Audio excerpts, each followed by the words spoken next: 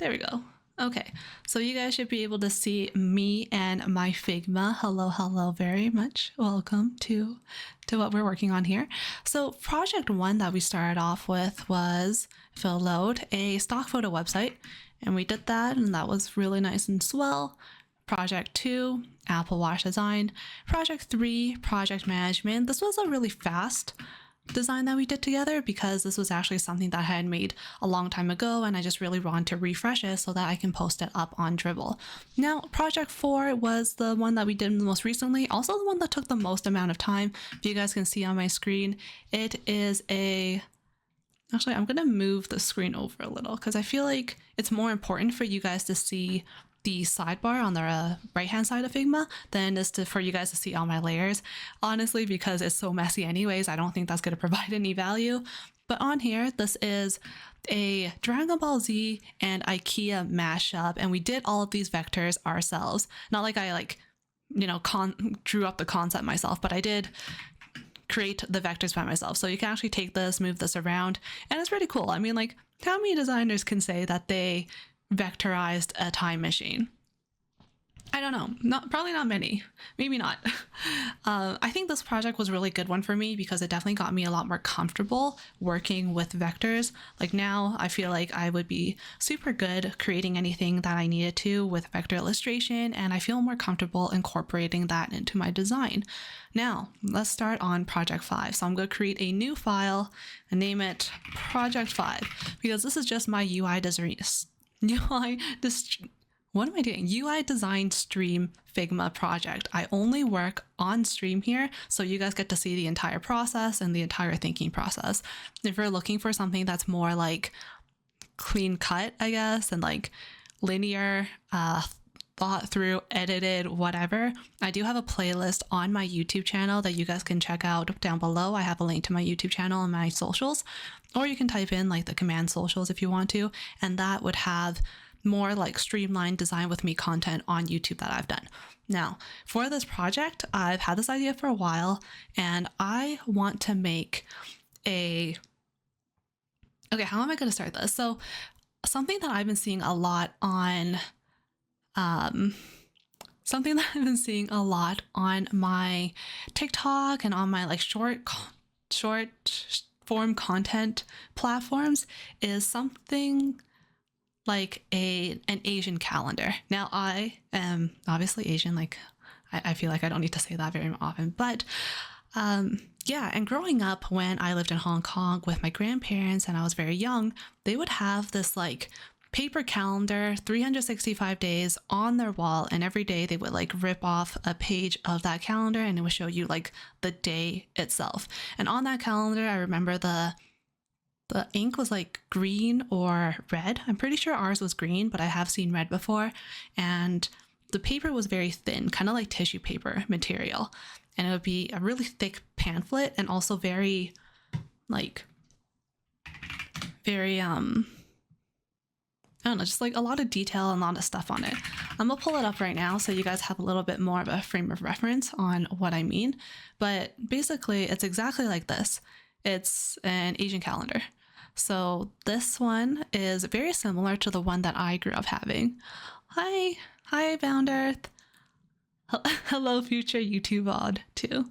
I'm sure they say hello. Yes, this will be a VOD on YouTube coming up whenever I finish it. I usually do it within a couple of days, but the VODs on YouTube, I put them on YouTube because I feel like that I just have like my main platform on YouTube, but it's actually like, I would say better to watch it like live if you can, of course, if you guys are here, because we get to interact, and also I can play my copyrighted music behind and you won't just like listen to nothing as a background. Now, when it comes to this Asian calendar, there's a lot of stuff on it, right? I'll move it over here so you guys can see it a little better because I tend to be on the left-hand side of the screen. But other than like the day, the month, the year, there's also a lot of like different characters and stuff on it. And growing up, I never really understood what that meant. I moved from Hong Kong to Canada very, very young. So I never did any schooling when I was in Hong Kong. And because of that, I actually don't know how to read. I'm totally illiterate. I can write my name and I can speak it like conversationally to my parents. But other than that, like I don't really know the language so much. So I don't really know exactly what is on this calendar or what it says. I have a vague like conception of what this is, kind of like I know that my mom told me that every day is actually a zodiac animal day and it kind of just cycles through. So like even today, like April 27th, it could be a cow day, ox day, or a rat day, or a horse day, or whatever it is. So, and that like means something to people who follow these traditions, I guess. So that's kind of like what this calendar means. And I think it would be really fun to somehow make this into a mobile app design and see what this could look like. So I think that's the new project. And I'm a little nervous because really calendars are like my least favorite thing to make, because no matter what I do, like auto layout or grids or counting the margins and messing up the spaces, like it always feels like something is misaligned whenever I create a calendar. So I think that'll be really interesting. Also, because there's so much on this, I'm going to have to be really good with my typography and my spacing.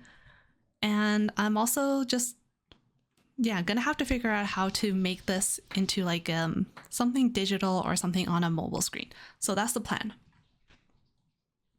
I'm actually just going to copy this image and paste it into Figma, and we can use it as a reference.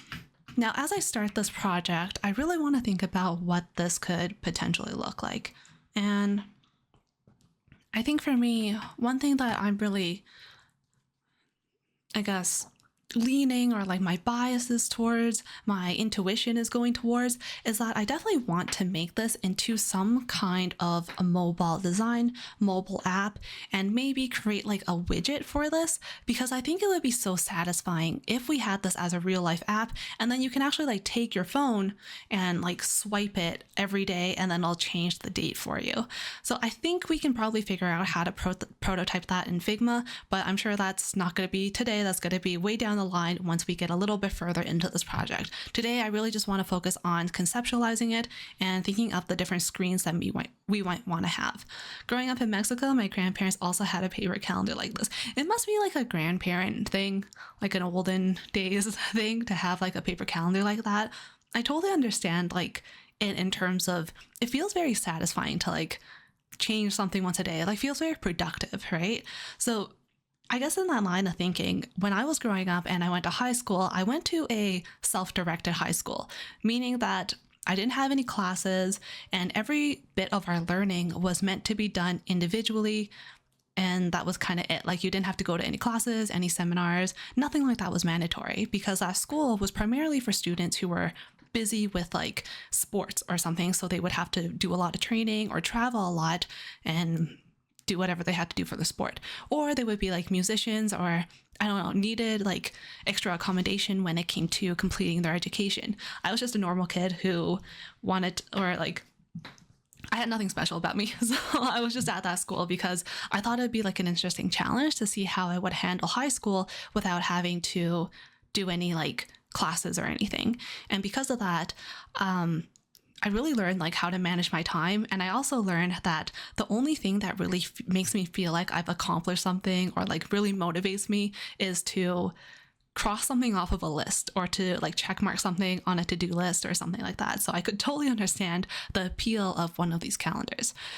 Now, why don't we get started and think about a little bit of brainstorming for what this can look like. Now, initially, maybe we should do this in Big Jam. Okay, maybe not, because I don't want to upgrade to professional. Why do I not have... No, this... Wait, hold on. I'll just open up our UI design project 2 that we did, and I'm just gonna move it over here, and then we're gonna do a Fig Jam board. So for me, I'm thinking when it comes to this app, I want like a mobile screen. I feel like that's just good. Ooh, or a tablet. You know, something something like that would make the most sense. Like mobile or tablet. Like if it's in a tablet, it would have to take up the entire screen. And I think it'll be very aesthetic and very like, yeah, I think it'll just look really cool. So I'll play around with the idea of having a tablet, but I think we're most likely going to be leaning towards a lot of different mobile screens. And the reason I say this is because I want, let's take that off. I want like settings, you know what I mean? So like settings, like maybe there's a better way to do this. Is there like a, no, there's not. You know what bothers me? There's not like a center the text kind of thing. This is where I think actually Miro is a lot better than FigJam. So, because like you can actually centerize the text and it just looks a lot better. The camera following your facial movement is actually so cool. Yeah, it's my new AI webcam that I got from ObsBot, which follows me as I move, I guess. I've been experimenting a lot with how to place my camera when I do streams, because if I place it face on, like straight on, it kind of like cuts off my One Piece collection that I really want to display behind me. And then I tried putting it at this corner and then like I totally missed it. I'm trying this corner now, so like just tell me if you guys like it. I'm still kind of about it, but yeah. Okay. I do feel like it's a little nerve-wracking with the camera following me around, because like, oh no, what if I like stand up and sometimes I'm wearing pajamas when I'm like working or something, and I don't want my coworkers to see me in my pajamas, even though I bet they probably are on their pajamas too. Okay, now settings. Yeah, I want to create a settings screen because I think that would be one of the things that you can change about the calendar. So settings would be like, I think I've seen red, green, or black when it comes to the color. And then also things like maybe like minimal versus detailed. I'm assuming this is going to be the detailed version. So one other thing that I need to make sure I do for this design in particular is to really understand what each of these sections mean. Now, my illiterate childness, I did take Chinese school for like a year or a little bit when I was younger because my dad told me to, and then he took me out of Chinese school after about a year because he said I wasn't learning anything. Totally fair. So I can read numbers. So I do know this is like 16. No, 18. No, wait, this says 16. Why does it say 16? Okay, anyways. And this is like 1 month and big. This definitely means Tuesday and a bunch of stuff. But one thing that I'll need to do for this project to be successful is actually find some kind of breakdown or translated detailed notes or something about what each of these little sections mean in the calendar.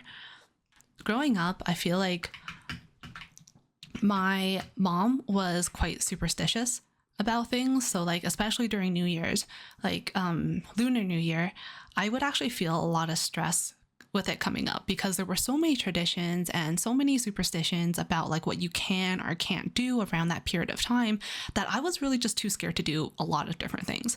So if you guys aren't familiar with like Chinese superstitions or traditions during Lunar New Year, they range a lot, and it really depends on what your family wants to follow or what they believe in. Some of the common ones are like, don't take a shower the day of New Year's because you're washing away all your luck.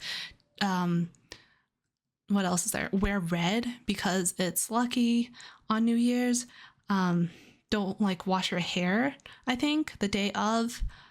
And like some like more like stronger ones or like more intense ones would be like, don't sweep or take out the garbage the day of New Year's because that would like take away all of your luck. Don't cut your hair in like the Lunar New Year time frame because you're cutting away your luck or your wealth or something. And the thing is, like, because it follows the lunar calendar, it changes every year about what the set dates are. So I would always have to ask my mom, like, what days are the Lunar New Year's, like the 2 or 3 weeks that it is. And I would have to like remember all those rules, every single year. And it was just really stressful for me because I don't know if I really believe in it, but I know my mom did. So I didn't want to make her upset if I like, I don't know, curse the family or something, right?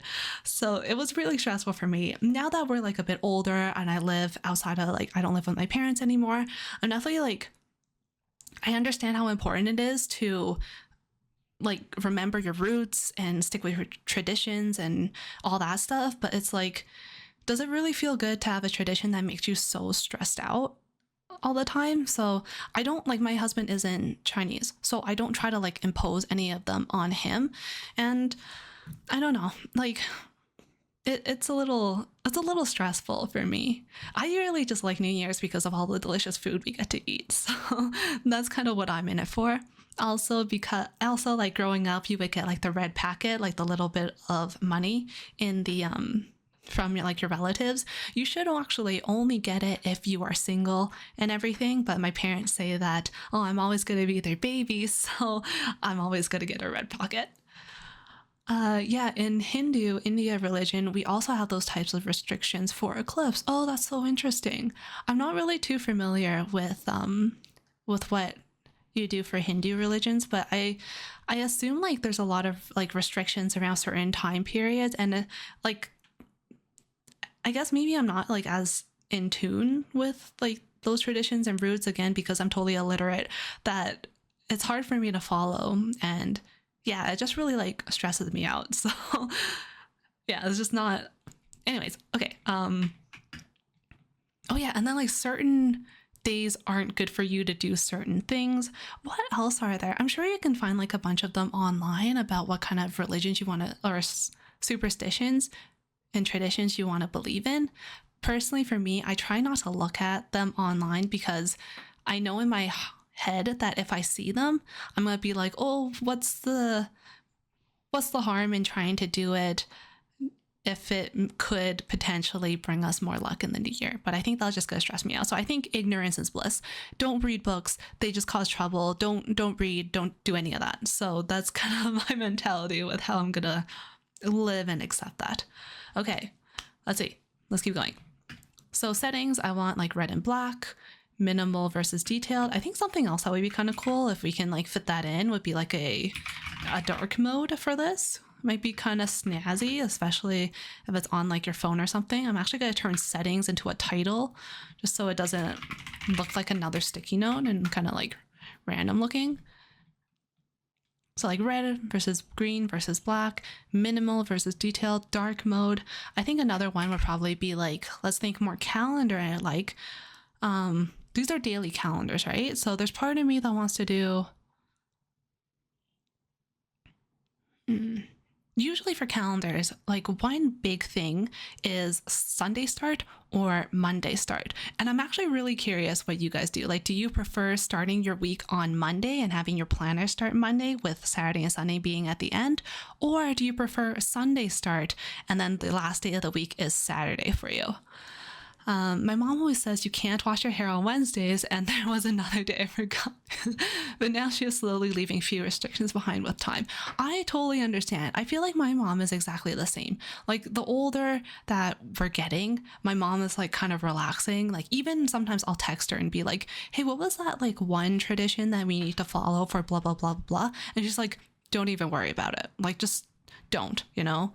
And I don't know. I think it's really interesting how, like one thing that I've seen lately that's just kind of like in the back of my mind all the time is how it's our parents' first time doing life too.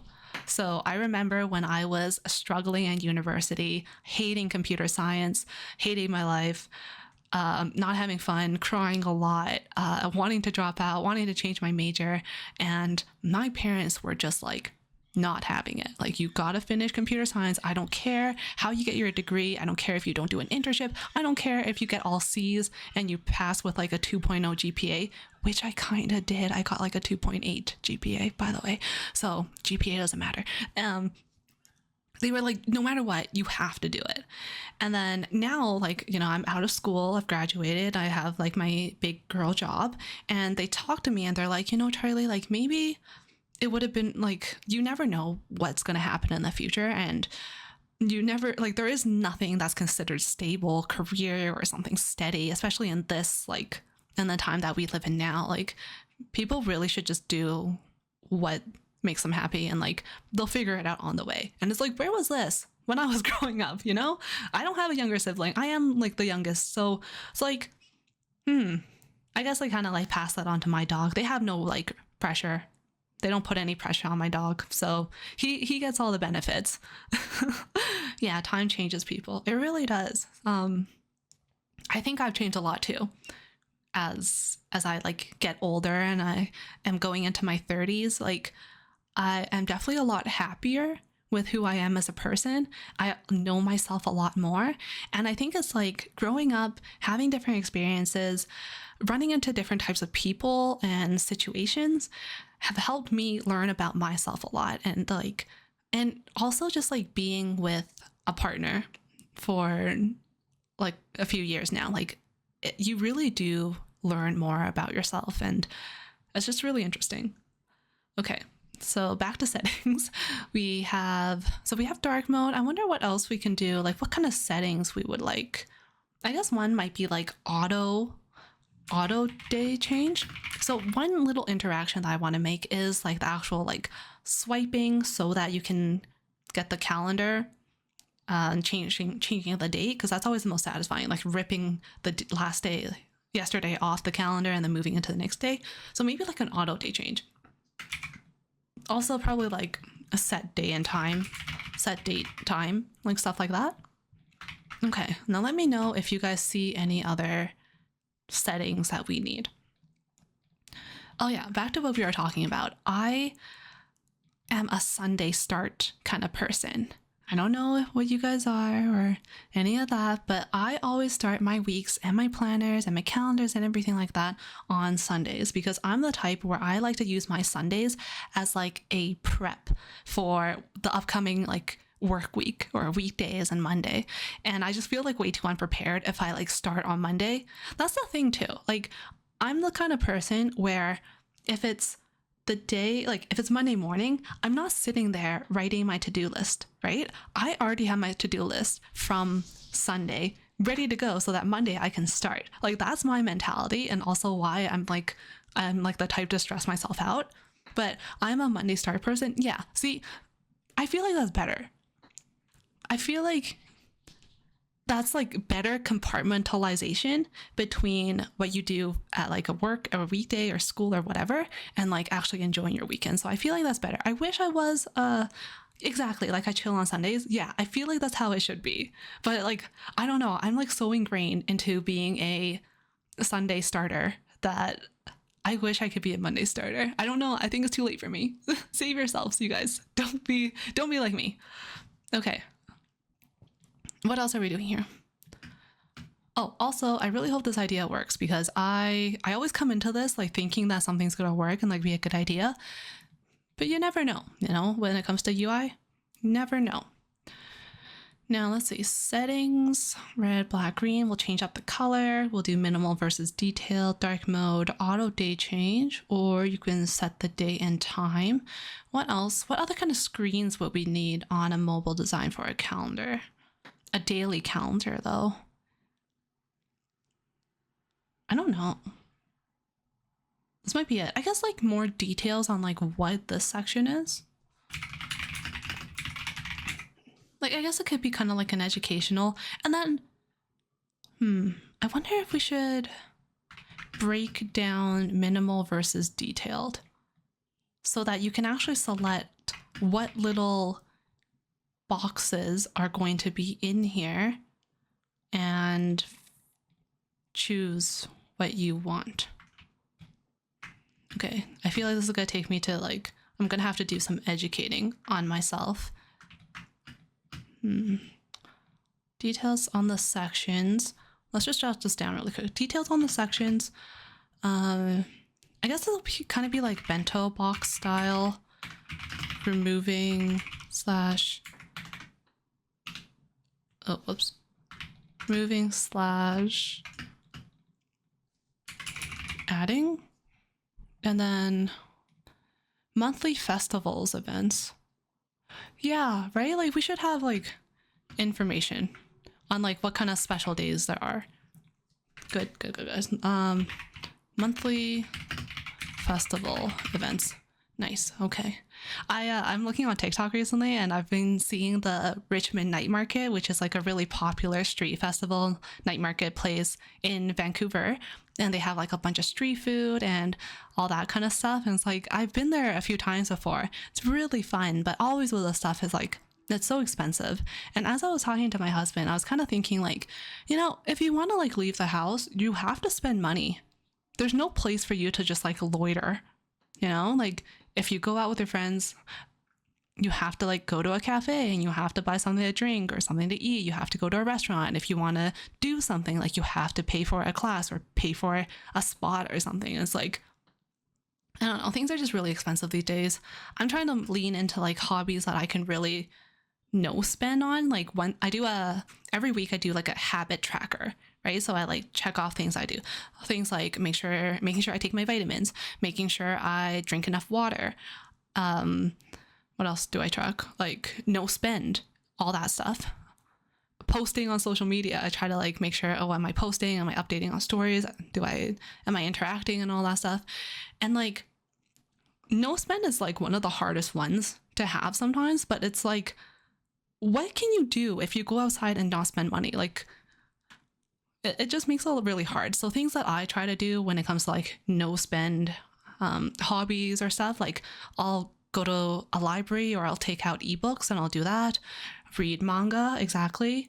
Yeah, but I don't need a second coffee. I know, right? I can only drink coffee before 12. Like if I have coffee afternoon, I'm not going to sleep. So like what do I do? Or like I try to draw. What other hobbies do I have?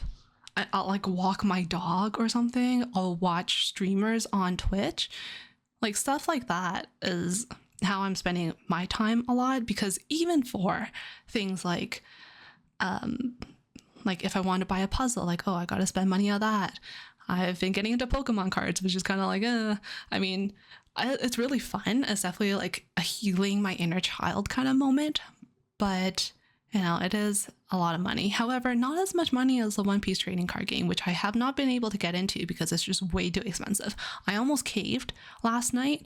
I was up late and I was in my feelings about the One Piece trading card game, about how I just didn't start it. And now people are buying up all the stock. There's not enough stock. People are trying to like scalp and all that stuff.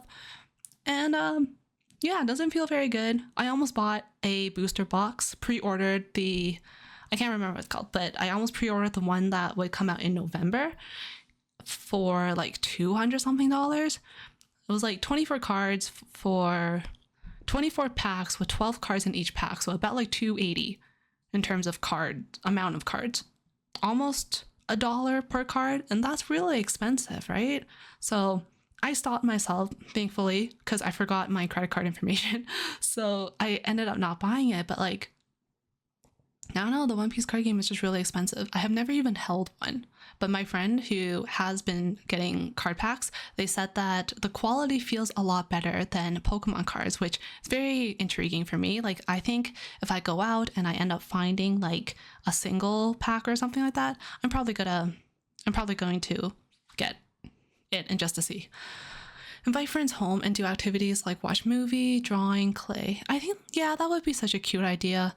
I think the older you get, it's like harder to do that, especially like at my age. Not like I'm super old or anything, but like it's either a lot of my friends have moved away in order to pursue their own careers, or they're like do whatever they need to do, or they are busy with work, or they have their own families, having babies, all that kind of stuff. And yeah, it's just like, it's a little hard to get together these days.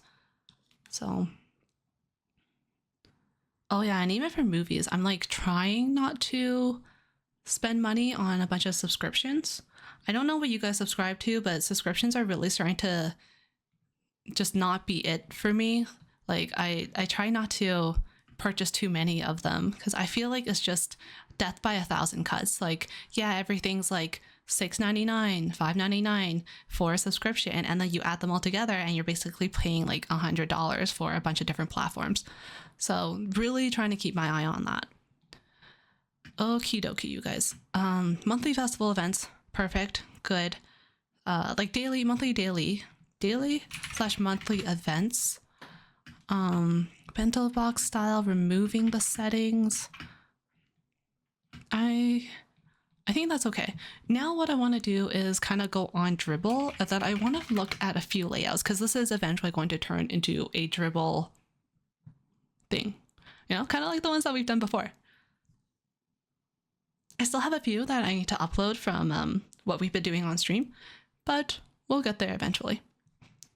So let's go on to mobile design and see what to do. Now, because I don't like have a super clear picture on what this layout could look like or what even this app could look like, I just have a feeling that it's going to end up as a mobile app. So just after kind of brainstorming through the different settings a lot, I'm not sure if we have enough like pieces of content. Like, this is a very simple daily calendar app, right?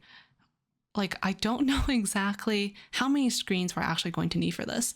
Jamie, did you always have an eye for design, or did you learn the skill? I'm going to say it's a learned skill. I wouldn't say I have like a particular eye for design. It's just like something that I've always kind of grew up being really interested in. I grew up really loving computers. I'm quite introverted. I was that kid that was rushing to get home so that I can play RuneScape. I love being in front of a screen. I know people are like, oh, go touch grass, blah, blah, blah, blah. But it's like, I love computers, okay?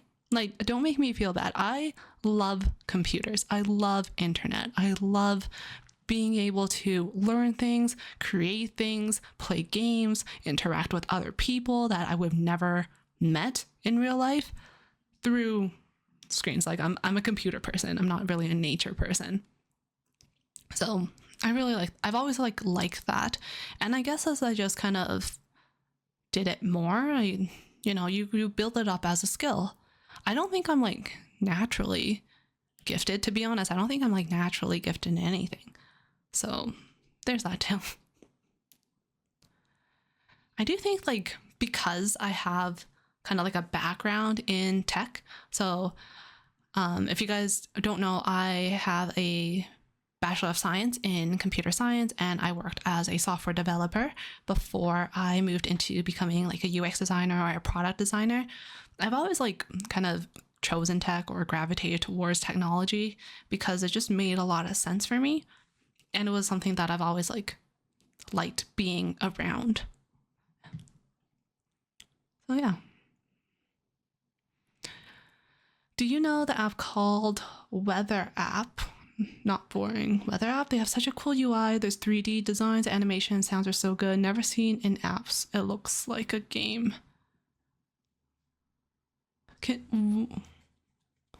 Hold on. Do you know the app called... Is it actually called just Not Boring Weather App? One second, let me Google this.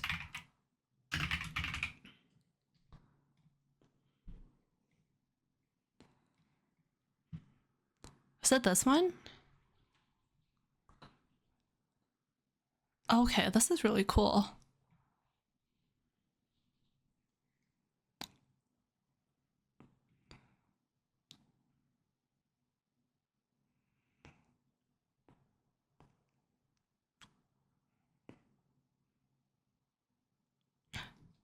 Yeah, this is really cool. I like this.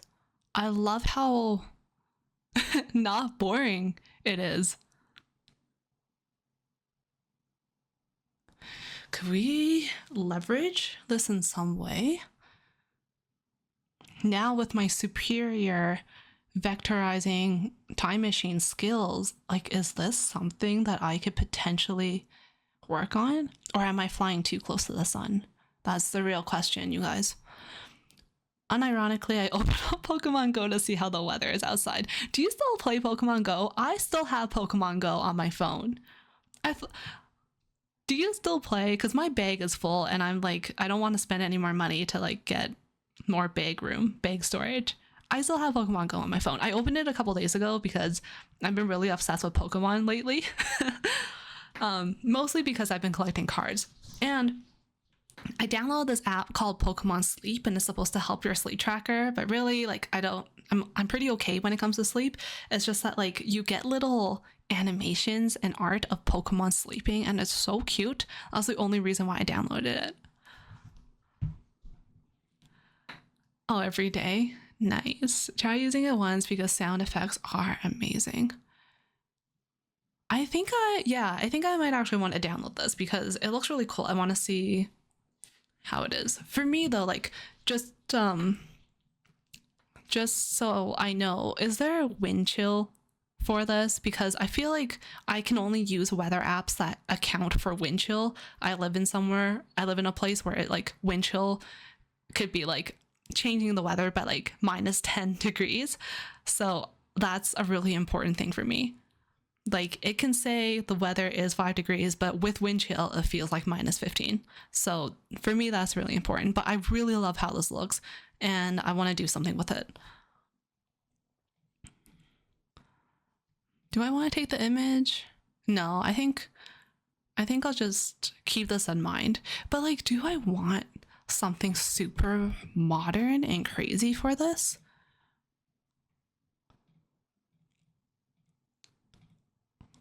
Maybe. I feel like that would be more fun, right?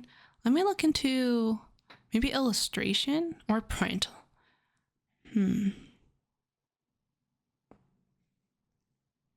Also, I put on like a bunch of cute little Ghibli songs, but I kind of want to listen to something else now. What have I been listening to lately? Beyblade. Do I want to listen to more Beyblade today? I don't know. Or you know what we always end up listening to? Anime music. Let's see.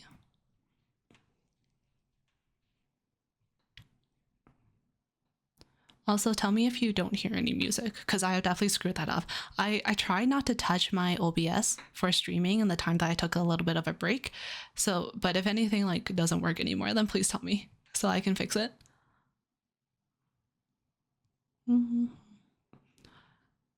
Actually, let's listen to some dad rock music. I love stuff like this.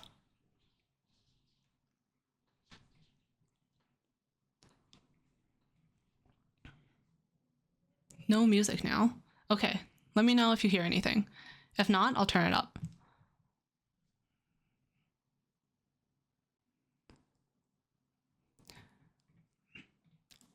I guess if we do this, we need to think about it in terms of like, what kind of style are we going for? Personally, I think 3D is a little bit out of my league right now. Like I am just not good enough at 3D yet to be able to do that. But maybe we can do something with vector illustrations just to make it a little bit more fun. I still want to stick to like the core of it. Like I definitely want it to like stay with this kind of look. Red, green, and black maybe. But yeah. Okay, let's just get some stuff for inspo.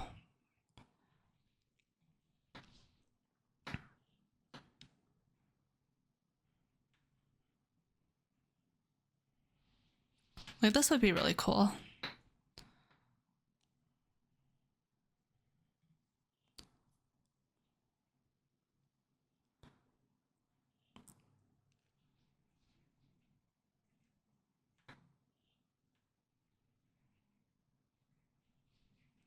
But yeah, how's your guys' weekend going? Any plans for today, tonight, tomorrow?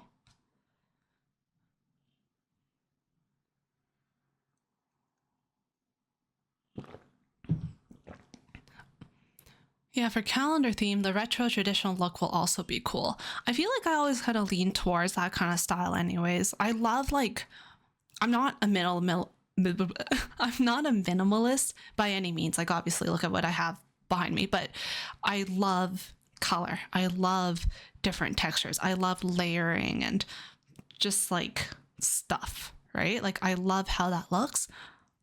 And I feel like that, and like, so that's why I guess like my space is kind of colorful, I would say, because it just makes me feel more creative and like it helps me create more. But also, I just like stuff. Okay.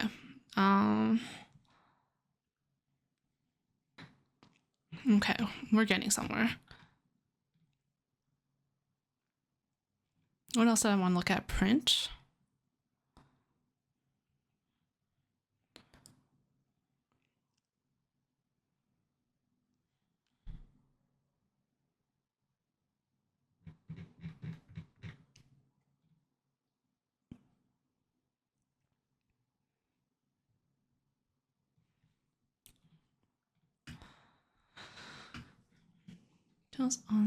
I wonder, okay, maybe let's pull up some like info.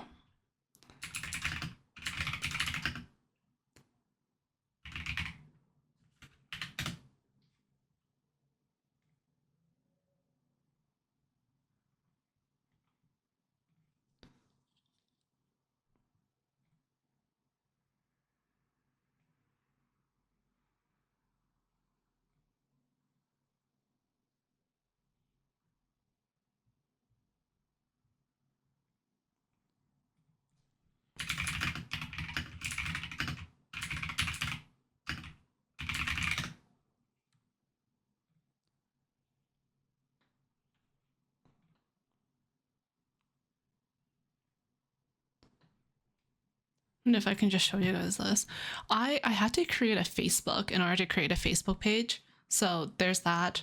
I'm not going to post anything on it. I can't believe how much Facebook has changed lately. Like, when was the last time I had Facebook? I deleted Facebook as soon as I was done university because the only reason I kept it was for like clubs or for, I don't know, like, yeah, I guess talking to people at school and the groups there and everything.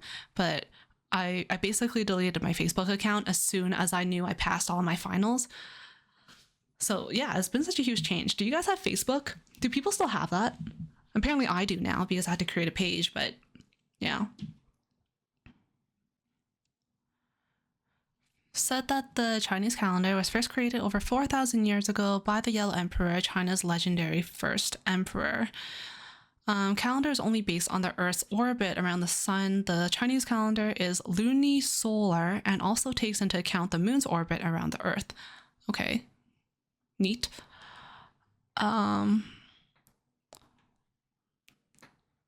Okay, so over the years, manufacturers would add additional information as gimmicks to add entertainment value and boost sales. They often include things like lucky numbers for lottery predictions, auspicious times of the day, and even the menu for today's dinner. That's kind of cute. Wait, that's kind of cute. Okay. This reminds me, like, did you guys ever read or watch Kuroko no Basket? Like Kuroko, the basketball which Kuroko plays.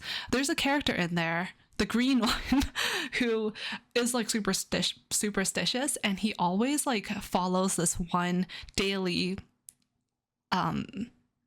like calendar or like lucky, he has like a lucky item every day that he brings around, and it gets like really ridiculous, and that's kind of like his quirk. That just makes me think of that. What was I doing? Oh yeah, menu for the day. I kind of like that, not gonna lie. I think that's kind of cute, like a little personalized calendar for your home with your calendar, with your menu. And they also had menu for the day. What else did I read? I'm so terrible at retaining information. Menu for the day, lucky numbers. We should totally do a lucky item. I'm gonna do a lucky item just to throw it back to some Kuroko no Basket. And I think his name was Midorima. Yeah, because all the main like characters in Kuroko no Basketball, Kuroko no Basket, has like a color. So like one of them's red, blue, green, yellow, and then they had like a captain that was like the rainbow guy stuff. Anyways, very angsty sports anime / manga if you guys are ever interested. Okay, although it's not entirely accurate, it does lead to fun time looking through the pages. Yeah, who's going to answer Kim Marie? I also need help on what each section means. Let me figure this out. Helpful, apparently.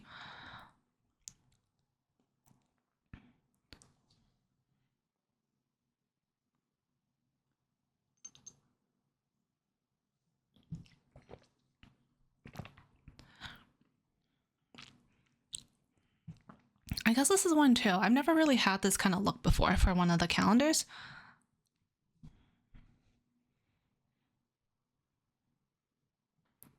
Okay, so the format can be completely different depending on who publishes the calendar, but they should all have the same like headings. Lunar date. Okay, actually maybe I need to write this down because it's just better to have it. Oh, I was doing a lot of whiteboarding interviews on SuperPeer for the last couple of weeks. It seems like whiteboarding interviews are a lot like really popular these days, I guess.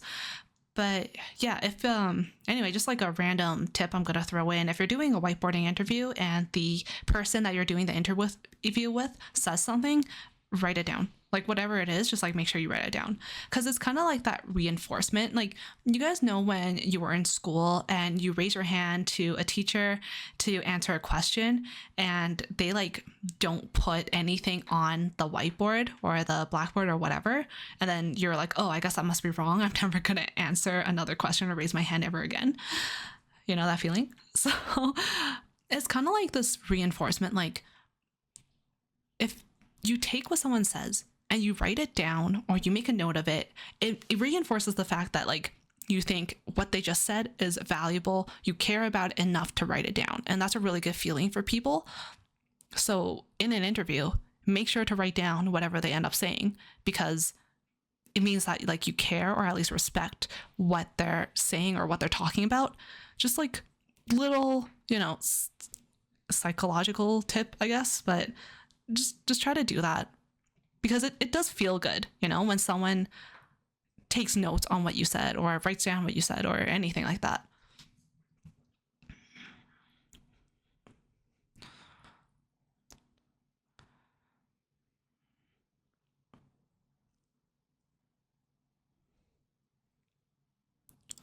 Okay, so this part is called, actually, I'm going to save this article. Okay, so this part that we're looking at here is called lucky hours.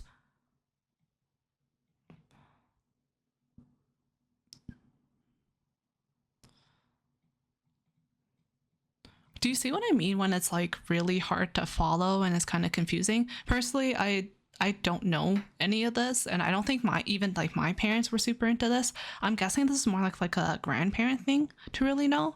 I wonder if you guys like experienced anything similar with your grandparents. When I think about it though, I feel like my parents weren't like super like typical Asian parents.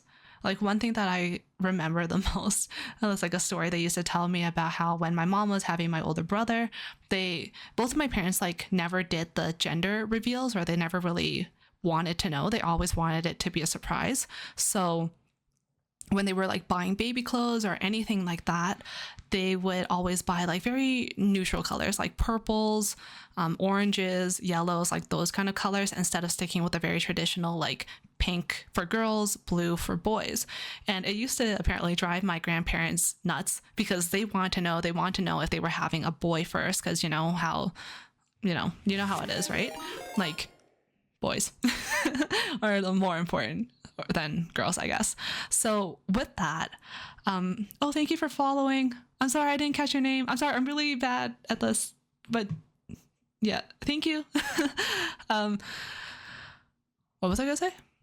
Oh yeah, so because they never found out, my grandparents were just kind of upset. They were like, oh, we need to know if you had a boy because you want a boy and all that stuff. And I remember my parents would tell me, like, whenever they said that, we were just like secretly praying for a girl, because that would be so funny to see them like having a granddaughter and all that stuff. But anyways, my brother was first. Yeah, I have an older brother. And then so my grandparents got their wish and they got a boy. And then afterwards it was me. So, balances out. Okay. Let's see. Lucky hours will be different for every day. Will it? Okay, to read this, you read this from top to bottom. Strange it goes left to right. Okay, so it's like manga. First hour is unlucky. You know it's unlucky because of the characters look like a square with a cross in it. You don't need to be able to know Chinese to know. You just need to recognize the character. The next hour, 1 to 3 is lucky.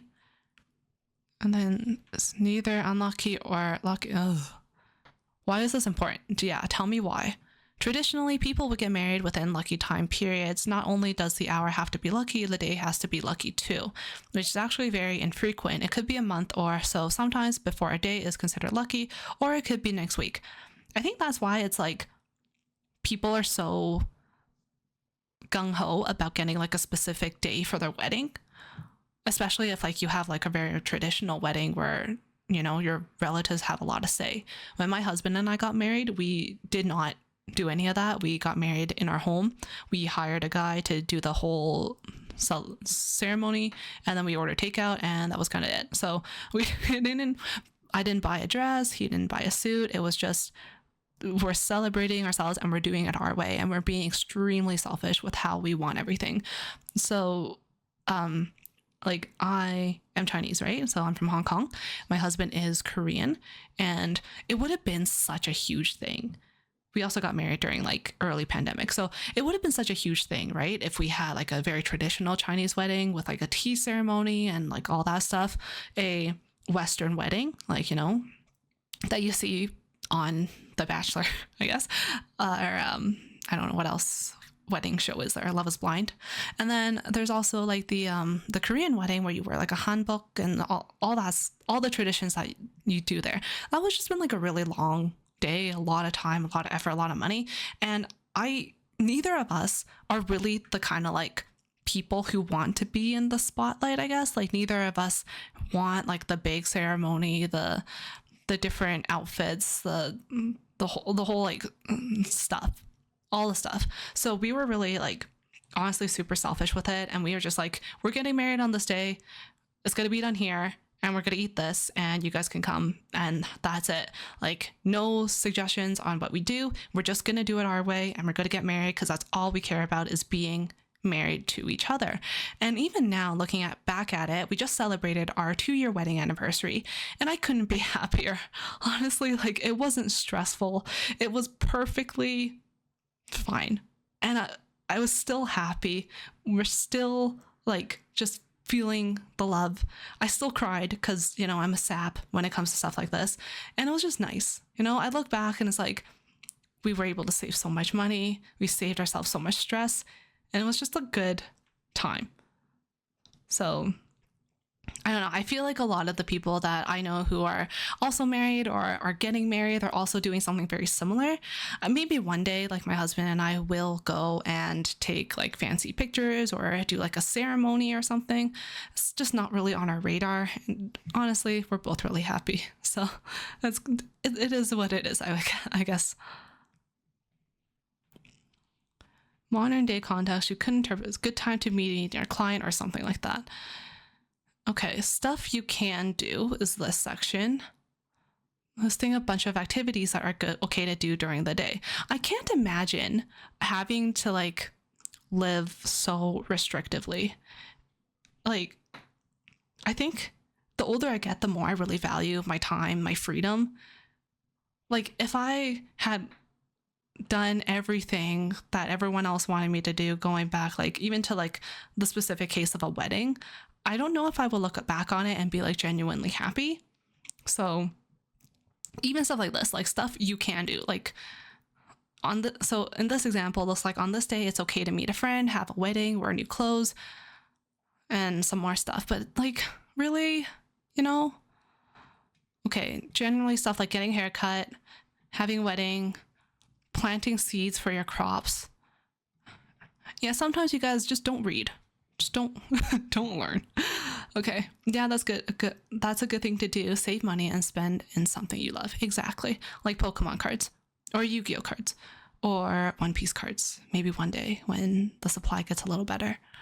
So this is a section named stuff you can't do, which is self-explanatory, like hunting, something to your roof, your house, lay in a net. Okay. Yeah, I guess that has a lot to do with farming.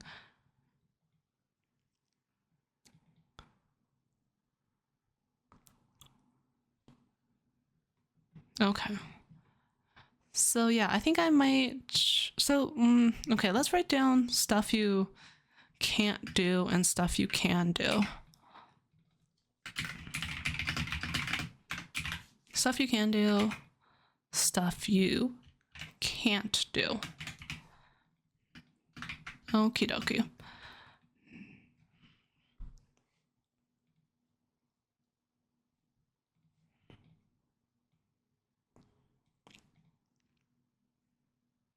The song is so good.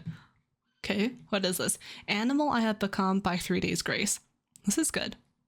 I love music like this. You know, you guys know that saying or like that thing where it's like the music that you listened to when you were 12 is kind of like the music that you're always going to like and you're always going to listen to? I feel that. I still listen to the Red Hot Chili Peppers. We were listening to it last stream. It's like they just don't miss. They just do not have a bad song. But honestly, this is a really good song too. Okay. Yeah, so I think we're good. We have a lot of details about what we want to do here. I'm gonna actually move all of this into Figma so that I can start plotting out what I want to do for this app.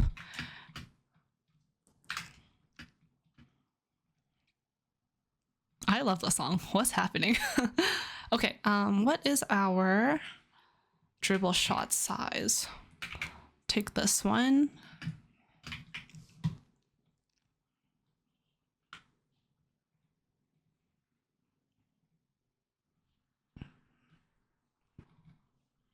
Okay. Then I want mobile, so I'm just gonna hit F, go to my frames on the right hand side, and then select phone. We'll do 14 Pro Max. I think, to be honest, it doesn't matter because we're gonna resize it anyway. Yeah, let's see how we want to sort this layout out.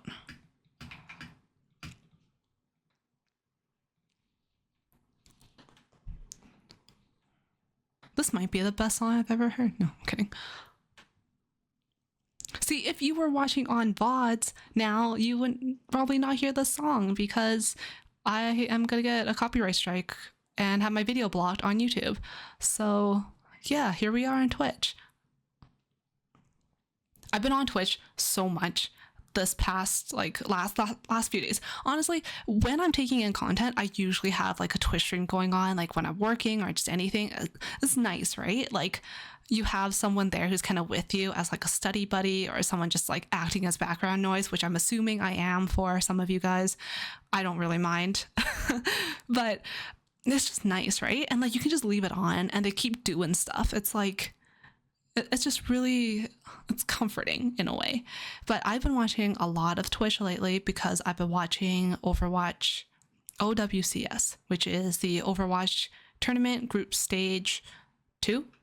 And they're having like their main thing going on right now.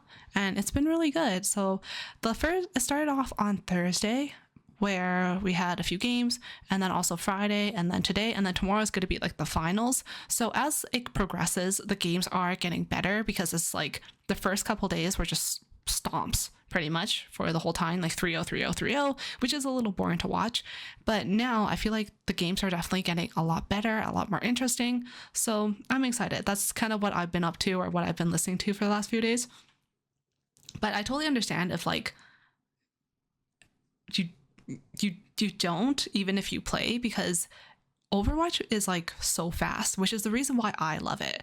So as someone who has to work a corporate job, I don't have I don't want to sit there and like set up turrets or set up buildings or like whatever during a game. Like I kind of just want to like go in, play my game and get out. And the good thing about Overwatch quick play for me is that the games are really short, like about 5 minutes if it's a stomp to like maybe 10 minutes on like a longer quick play game. And because of that, it's like if I want to stop after 10 minutes, I'm done. Like, I'm good.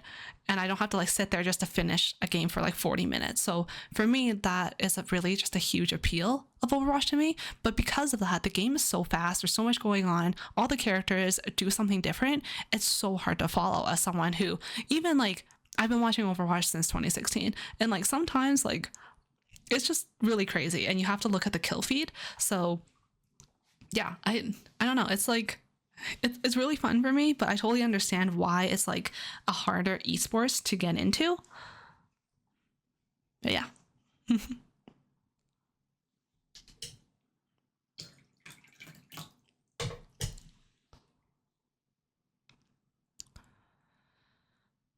Okay, now let's look at this not boring weather app.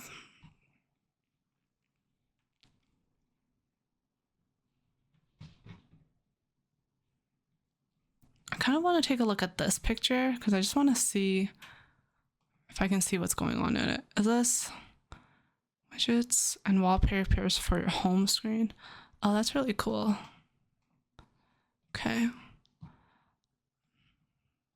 Then let me see this.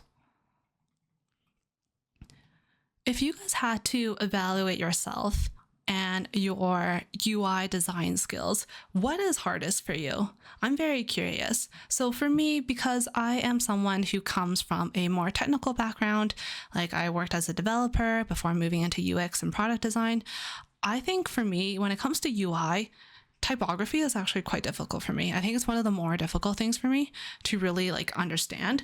So a lot of companies that you interview with who are maybe not as design mature and kind of like lump all of design together. Like if you say you're a UX designer, then they'll expect you to also be a good graphic designer and so on and so forth. They'd like to ask a question with saying like, what is your favorite font? And for me, like I genuinely don't care. You know, like I think I've mentioned this before on stream, but like I just want a font that's easy to read and looks nice. And that's kind of it. Like I'm not a graphic designer. I don't have like a favorite font kind of thing. But anyway, for me, when I'm interviewing, that's kind of like a tell for me to be like, oh, I can tell that you're probably like not so design mature. Like, why would you waste time asking a question like, what is your favorite font, when it really has very little to do with what I do as a product designer? Oh my God, I love this song. This is dad rock. Like, this is a dad rock anthem. But anyways, yeah, I'm really curious about what you guys think. Like, what is the thing that's like the difficult thing for you when it comes to UI design? Is it typography and fonts like me? Is it colors and contrast and making sure you're still making things accessible? Is it layouts and structuring things? Or I don't know, is it like even just like visualizing components and like creating component sets or component kits or UI kits or anything like that? Like I think it's really interesting to like try to identify what those weaknesses are in yourself and really like do some self-reflection and figure out like, what is the thing that I can really work on for myself? What do I struggle with? Yeah, me too. I'm not good at typography. I think these days you also have good sense of design. Do I have a good sense of design? Or like, I mean, but yeah, I think like typography is like, for me, I can see what it's wrong, but I don't like know exactly what to do in order to fix it, right? Like in my head knows, but my hand cannot translate. It just hasn't developed that skill yet. So I think something that I can really work on and improve on is actually being more familiar with typography, probably for my design work.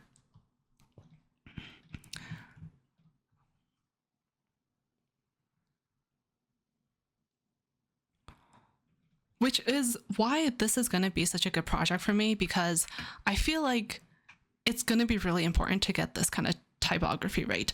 Also, I have no idea what I'm going to do with these characters and like how to type them out, because I do not have like I can barely read, right? So like, how am I going to type this out? Yeah. Okay, that's fine. That's a problem for next streams me. Not really like today. Good graphic designer gives you a plus point in UI. It can. I think it definitely gives like a good foundation to be a good UI designer, but I don't think it's like a direct translation. Just like a good UI designer doesn't immediately make like a good graphic designer. And I think that's like part of the problem where design in smaller companies or companies with less maturity, work like in tech, they kind of just lump it all together. So they expect a designer to be the designer of everything, like the omnipresent designer who can create not only UIs but also graphic design. I've been asked to make a font, okay, me as a product designer, as a UX designer. It's like that's really not what I'm about. Asked to like do videography, photography, marketing, social media, like all that is like can be lumped under the design, and it's just a lot of plates. I think that's the other thing too that I've noticed, like when it comes to startups and stuff, like growing up, well, actually not really growing up, but when I was starting, I started off at a startup company, right? And my startup company was very small. We had about 5 people, and I was working as a software developer. But I had always had an interest in design work, and because of I don't mean that like no you're right that it does give you a leg up. It's just not like I don't think it's directly translates into graphic design, into product design, and like and that it's just it there's a lot more like for me good product designers can break down a complex flow. So I don't and like think about the experience from a user perspective and a business perspective and translate that into some kind of like conversion rate in a UI. And I don't think that's the same for a graphic designer, but I could be wrong. What was I gonna say? Oh yeah. So in the whole line of like having worked at a startup and having been like a software developer with an interest in design, I had a really great project manager, and honestly, like the opportunities that he gave me have really helped me be like take my career to where it is now. And he had always known that I was interested in design, and because of that, whenever I had opportunities of like, hey, we need a design for this, we need a logo for this, Charlie, do you want to try out? And I would be like, oh yeah, sure. And because I had that experience, it helped me move into a UX position, which I eventually got, and now blah blah blah, senior designer, whatever. So but the thing I'm trying to say here is that when I was presented with these, it was presented as an opportunity. Okay, like I was a software developer, but I had these opportunities, and if I wanted to, I could have said no. It wasn't an expectation for me to take on this additional stuff, like this additional design work. If I wasn't interested in it, I wouldn't probably have been offered it. And it was only because I was interested in it, my project manager knew that, and I was junior and at a startup that I was like, okay, I can do that. And that's like the opportunity. I think now there are a lot of maybe like design, not companies who are not very mature in design, or companies that are smaller, budget conscious, I would say. I think those kind of companies, it's not seen as like an opportunity, but it's seen as a responsibility or an obligation. So, and they kind of spin it in a way that's a little bit toxic, in my opinion, of like, oh, with startups, we need to wear many hats. Everyone has to work really hard and we work together, blah, blah, blah. But it's positioned in a way where it's a obligation or a responsibility. Like, look how hard everyone is working. Look how many hats everyone else is taking on. You need to do more. Like, and they'll use it when reviewing your performance, like, oh, how come you didn't wear an extra hat or try to do this or do that? When it's like, when it was before, like at least from my experience working at a startup, it was an opportunity. Like I could have said no, and I don't think it would have impacted me too much when it came to my performance or like my actual role. I think these days it's definitely much more positioned as that responsibility of like, you need to wear so many different hats and we expect you to put in the work. And I think it's like different. I don't really think it's great. I think especially for people in design, because most of us do get into it because we're passionate about it, I think it does end up causing a lot of designers to be taken advantage of. And I just don't really think it's a good position to be in. No, I'm telling you to make a font. Yeah. Making a font, like that's insane. I wouldn't even know like where to start with that, to be honest.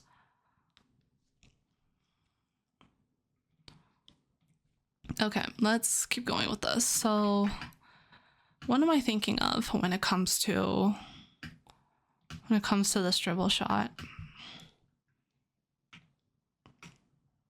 Do we want it at angle? Actually, let me grab my Apple UI because I want it as a reference of what not to do, because I don't want to do something too similar to this. So I think it's important to have like one big screen, because that would be the main calendar. And then maybe we'll stagger out a couple.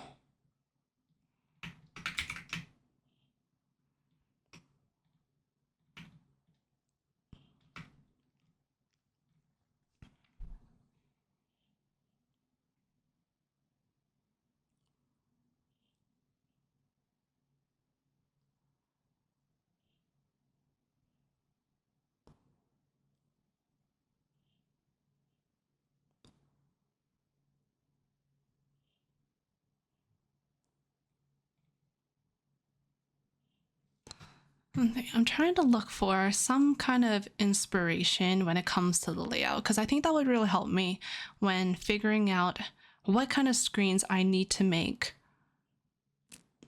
Because our design most likely will be quite simple by creating a the calendar, right? I don't think it's good to, you know, maybe we just need to create two.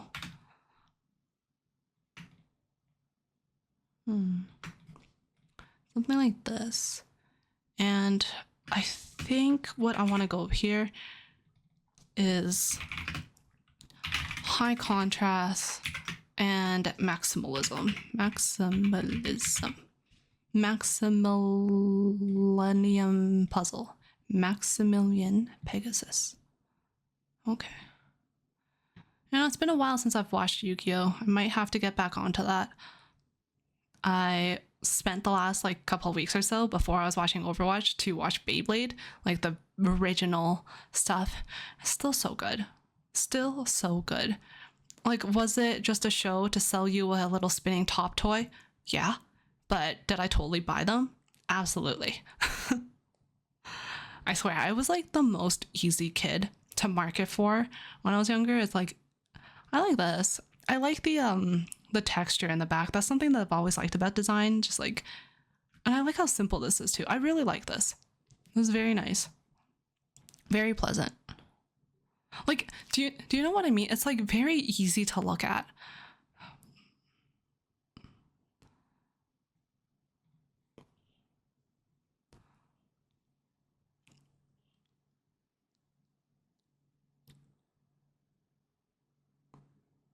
What else has been going on lately? I feel like I need to just like word vomit to you guys everything that I've been doing.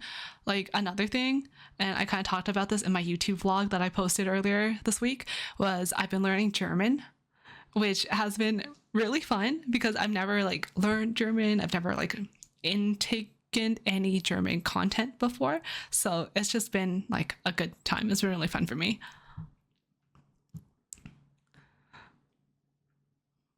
I think like growing up, I mentioned this in the video too, but like I always kind of lean towards learning more Asian languages.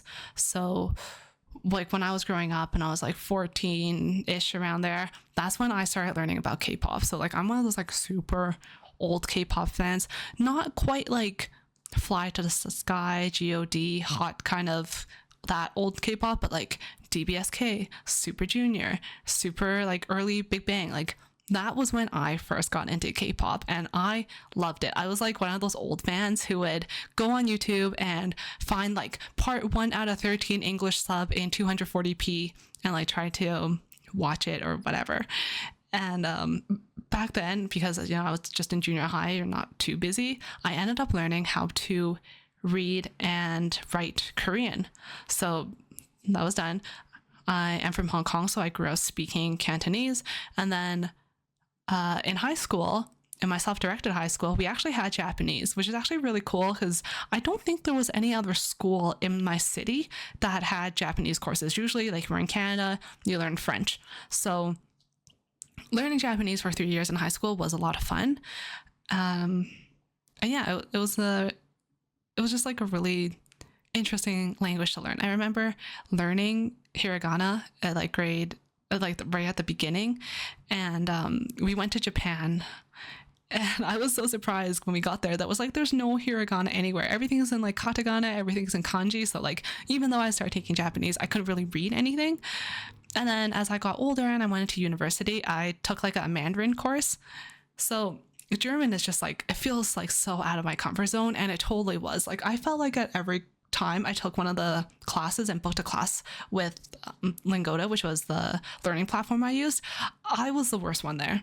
In a class of about 4 to 5 people, I felt like my pronunciation was worse. And the thing is, like, a lot of the people that I ended up taking the class with, they would be like, oh, I'm going to Germany for work. I live in Germany for work. I'm doing my studies in Germany. So like, I can understand why they're learning, and they're so much better than me. They sound so much better than me, at least to like my untrained ears. So like, it was really hard. And like, I think it's just been a really long time since I felt so much like a beginner, so out of my element.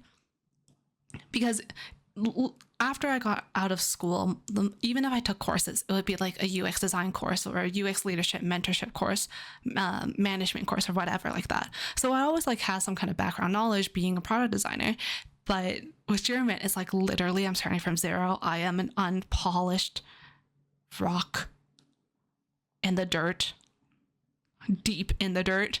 Like a lot of polishing is going to be needed to like make me into a diamond in that way. But it was so fun. When was the last time you guys had learned something new, like legit from zero? Like I want to say, even for UX design, I never really started at zero, right? Because I grew up going into university, doing computer science, and we had human computer interaction courses. Then I went into software development. So it's like, did I really self-study it all by myself? Did I really like do it all, like learn from the bottom of it all by myself? Like, I can't really say that. So yeah, I'm curious if you guys like could name the one thing that you've done in your life where you basically like started from zero, like complete knowing nothing, walking in and just like betting on yourself. That is something I'm really curious about.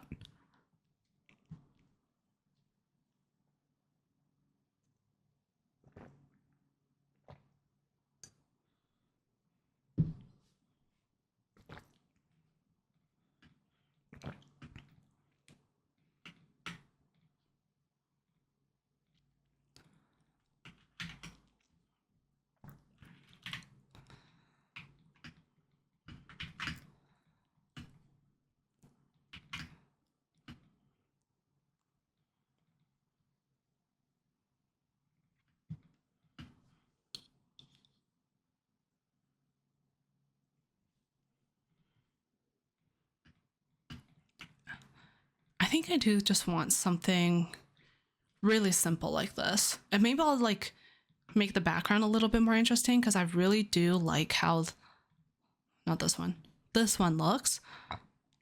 But yeah, we'll see. Really like this.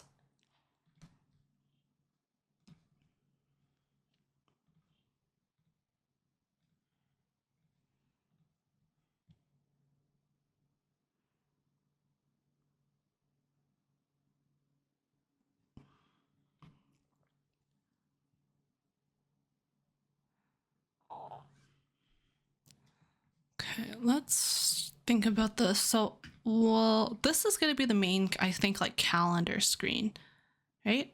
So let's try to box out some things here.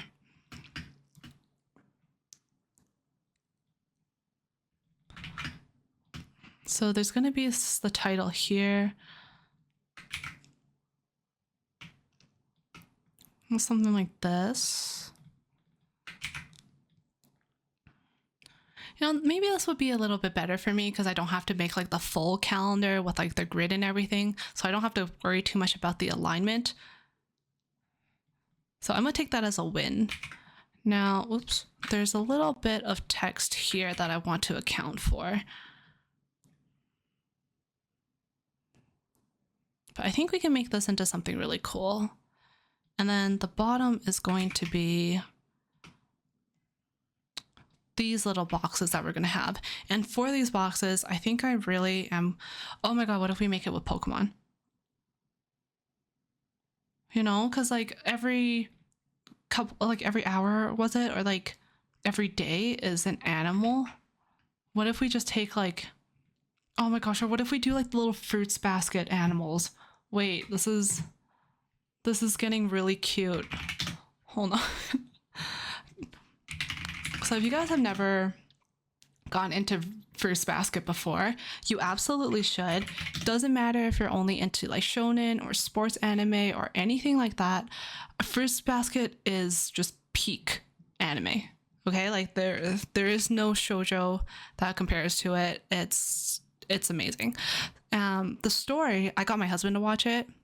He said he liked it. I've never got him to watch another shoujo, but what the story is about a bunch of people in a family who, when they get hugged by the opposite sex, they end up transforming into one of the Chinese zodiac animals. And there's all 12 of them, and there's also a cat. Now, a girl who is orphaned, she ends up stumbling upon this family one day, and circumstances happen, and she ends up living with the cat, the rat, and the dog. And then she ends up meeting the rest of the family members.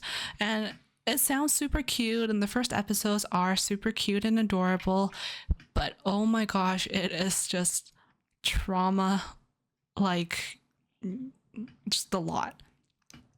But it's a great story. I first read First Basket when I was just getting into manga. It was one of my first ones that I read because I had friends who enjoyed manga and they recommended it to me. It was one of the first ones, along with some other shoujo ones. And I still remember the story from back then, and I ended up like reading the finale, and I ended up just like bawling into tears. Got back into the remake that came out recently, I think in the last few years, watched all of that and cried again. So, you know, it's a really good story. And if you guys like I guess like romance, supernatural, a lot of like drama, like that kind of stuff, and a really complete cohesive story that doesn't drag, and it's like just the pacing is fine, characters are likable, I think you would really like Fruits Basket. It's a classic for a reason. But yeah, okay. Anyways, so it would be really cute to use these animals to put in here.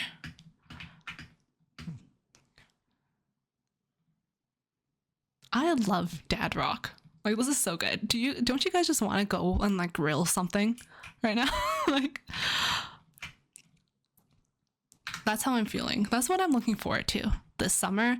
We have our fire pit, and I just can't wait to like make s'mores and make hot dogs and all that stuff. Actually, I'll tell you guys a little secret, but my husband's birthday is this weekend, so I'm planning on doing like homemade Korean barbecue because his favorite food is like grilled meat. So I'm gonna do homemade Korean barbecue, get all the marinades going, all that, make him a cake, and also like a really like traditional Korean birthday seaweed soup. So trying to get all that done for his birthday, keep it under wraps so he doesn't like know about it, just to surprise him. He usually likes everything that I make for him, at least he says. So yeah, I'm really excited to do that for him. I'll let you guys know how it goes through stream and also through Instagram. I don't know if you guys follow me there, but yeah, I'll probably post it on my stories. Also, like another thing that I kind of realized is like I cannot like recognize you guys through like YouTube or Instagram or even like on Twitch and stuff just from your usernames, because no, we have a cute little community here, so of course I would be able to memorize like who you guys are, and in like a non-creepy way, of course. So it's really interesting how like you guys have like different usernames, but I know it's you. I guess, in a way. And like, it's even more fun when I see you on super peer calls, like doing so that I can like talk to you one-on-one and stuff. So I don't know. It's just like, I don't know. I really just like that. It's really interesting to me that it's like the same person, but like through across multiple platforms. Okay. So yeah, I think I'm gonna do a fruits basket animal, and I just need to decide what goes in these boxes, but I think I'll do that a bit later. Now, when you guys are doing mobile designs, do you also include the little like header bar or the standby bar, whatever this is called? I don't know if I want to include that. I kind of honestly like I kind of really just like how simple this is. So yeah. And I love the illustrations. I really want to include more illustrations in my designs. And I keep saying that, but I think it'll be so fun to, because it's personality, right? Like that's the one thing that I really value when it comes to design. Like I think, especially when I was just starting out, like you just want to look like everyone else because for good reason, like they've designed things before and like they kind of know what they're doing. But after a while, like adding in some variations to color, adding in some like illustrations, it just is so like, then I know it's you, right? Like a little bit of a signature. And I think that's more important when you're doing things for like Dribbble or something, or just kind of like learning and developing your skills. And that's why it's so important for me to like keep up with these passion projects, because when you're creating actual like designs for products or for clients, it's not really like something you would do, right? You want to do it in a way that fits in with your other apps in your ecosystem or to client specifications or branding or guidelines or whatever. But like the great thing about passion projects and like solo projects like this is like you can just do what you want. So that's why I'm like pretty hyper focused on that. I know you are. Hi. Right? Like I can tell. So yeah. Okay, wait, what was I gonna do? I was gonna do a standby bar.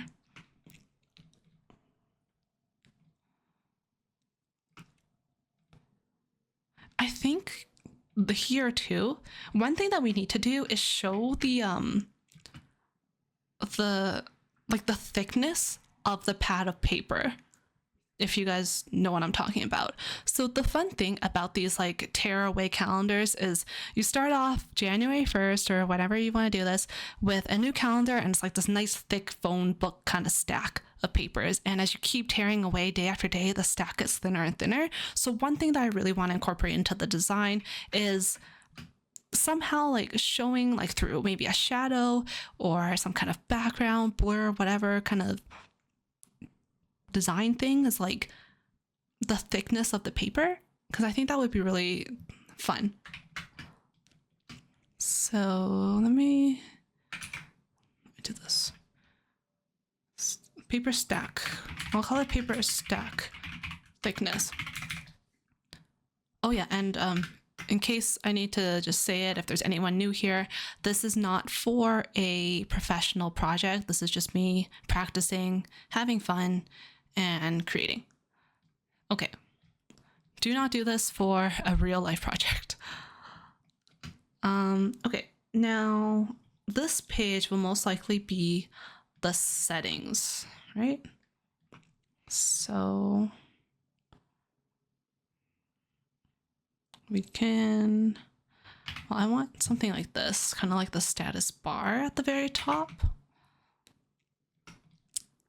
And then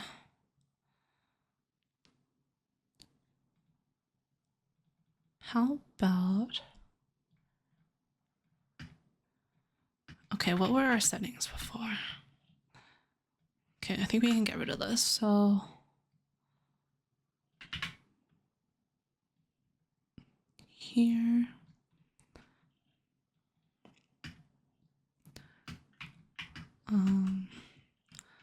I think we can just do the titles and say settings already, because I don't think I'm going to change this.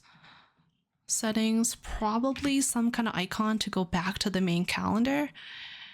And okay, so I don't know how relevant this, well, no.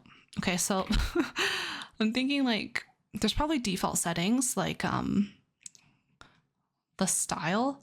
And then I think because we only probably have one or two, I'm gonna create one of these little like selector box thingies. And hopefully that will be okay.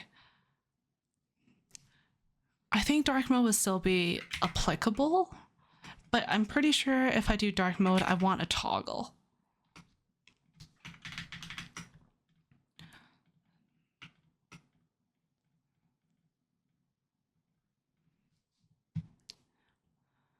Why is this music so good? Okay. All right.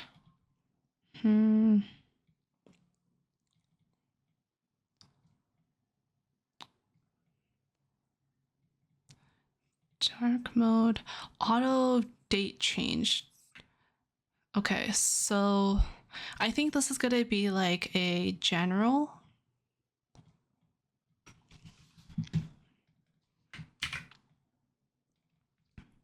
Like general settings. And then this is gonna be like date and time. So I want, okay, probably this shouldn't be like this. So this would be like auto change the date and time based on like your phone or your Wi-Fi or whatever. This is off, then we can say that you can change it yourself. And this will most likely be like a calendar you can set yourself. So that accounts for all of that. And then we'll probably also have like, I don't know what it's called, like details, data or something. We'll put data for now. Obviously, we're gonna have to change data because it doesn't really make sense to anyone. Oh no, hold on, wait. I thought I did a duplicate of my settings, so we'll bring this back here. Okay, now, we'll just call it like boxes for now, so it's more intuitive, at least for me, to remember what I'm talking about here. Do you guys ever do that where you like don't touch a design for a long time and then you completely forget what you were talking about? I get that. Okay. So yeah, so we have daily, monthly festivals, menu, stuff you can do, lunar date. Right. And then I think these would all be like a checkbox. So you can decide, ooh, do we want to make it so you can choose the layout? I mean, we can do anything we want because no one's going to be developing this, I hope. So yeah, maybe like that. I think it would be really interesting if you can have all these things and like rearrange it. Kind of like, have you guys seen Bento? Bento is like one of my favorite websites. I'm going to show you guys Bento. I use it all the time for my social media stuff. But here's Bento. Okay, this is my Bento. I'm an early adopter, so look at what I got my exact username that I want. But the thing is, like, okay, so if I hover over something, you can see all these different like views laid out, so you can change it, right? Like, isn't that pretty cool? Right? And then like everything else just kind of flows into place. It's been a really long time since I found a website that feels this good to use. I've been meaning to make like an Instagram like reel talking about Bento because I absolutely love it. If you guys need like a quick website kind of thing, or I don't know, if you ever need something like this where you display like your social media or all your links or anything, I love Bento. Like, and look, you just drag and drop and it just like, it feels really good and really smooth to use. What else is there? So that's, I don't know if that's kind of like the idea that I want. If it does, that definitely complicates my design a little bit. See, isn't that cool? Like, do you see the animation? Like, it feels so good, right? And then everything else just falls into place. So you can also do things like include headers. I'm not affiliate or sponsor, I'm just a fan. You can add images, like you can move things around and like change up the layout. Like, it feels like a really good app to use.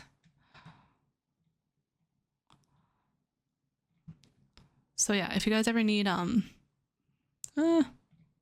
anything like this for whatever, definitely check out Bento. I think they just got like acquired by, I want to say like Linktree or something like that. But yeah, if you need it, it's great. And the controls are just here. Like there's no settings page, there's nothing else. You can even test how it looks on mobile just through like one click. And then you can change the layout to whatever you want it to be on mobile, and it won't change or impact how your desktop layout looks. I really like this website. I have been using it for my social media links, like all of my social media, Gumroad, digital resources, Dribbble, One Superpeer, and just like my latest videos and all that. I think this would be nice if I have seen a lot of designers use this for like their resume or like even their portfolio website. So you can have like your links, all your social media links, like your LinkedIn, your email, your Dribbble, Behance, whatever it is, links to articles that you've written. Why am I going so hard for this? I honestly, genuinely, like really like this website. And if you want to experience great micro interactions and you need inspiration on that, check this one out, okay? It is hella cool. You should look into it yourself.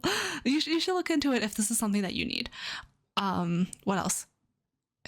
Yeah, I have seen people use this for like portfolio websites. So if you need it, I'm quite a fan. So anyways, this is maybe something I'd be thinking of. Like I love how simple this is, and I think this could really lend to our calendar really well when setting up the boxes. But I don't know how this experience would be on a mobile device. Like it feels great on desktop because it's just like your mouse interacting with it, but it might be a little bit small to like click around because your thumb is like hiding it sometimes.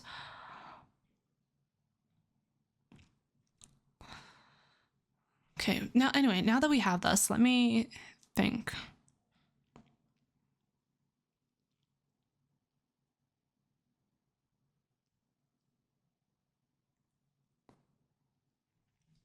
Maybe mobile's too small for what we want. Maybe we want something bigger then. Because I love that interaction, and I think it'll be great for... But like, where else would you want this rip away calendar? Like, I can see it on a tablet, on an iPad. Have you guys seen those apps lately? I've seen a lot on like really aesthetic Instagram accounts of like a vinyl iPad app.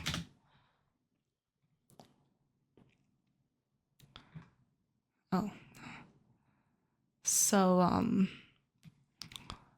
basically it's an app on your iPhone. You select a song, connect it to your Spotify or whatever you have, and it kind of just like, it looks like this, and that turns into your interface. So it really does feel like, or even this, right? Like it feels like you have the thing on your iPad. And maybe this is what we actually want to do. Like create a cool widget.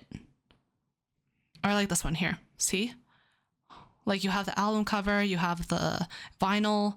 It looks really like so simple, but it looks great. But it owns the real estate that it takes up. So I think that would actually be really cool.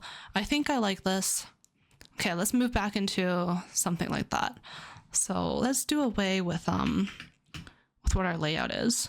Actually, no, let's keep it and we'll create another one. I'm very like, I'm definitely like, I have that like old school Photoshop vibes because that's how I learned how to do design. Like I got Photoshop and I started making anime edits on Tumblr. I like never delete anything. I always just duplicate it just in case I need it, or just in case like something I forgot to capture. But yeah, okay. Maybe something like this, right? Then this changes everything. It changes everything. See, I love like talking and concepting with you guys. Like it's so fun for me, to like go over what these ideas could be, give you some insight on like what's going on in my head, and like talking through the process.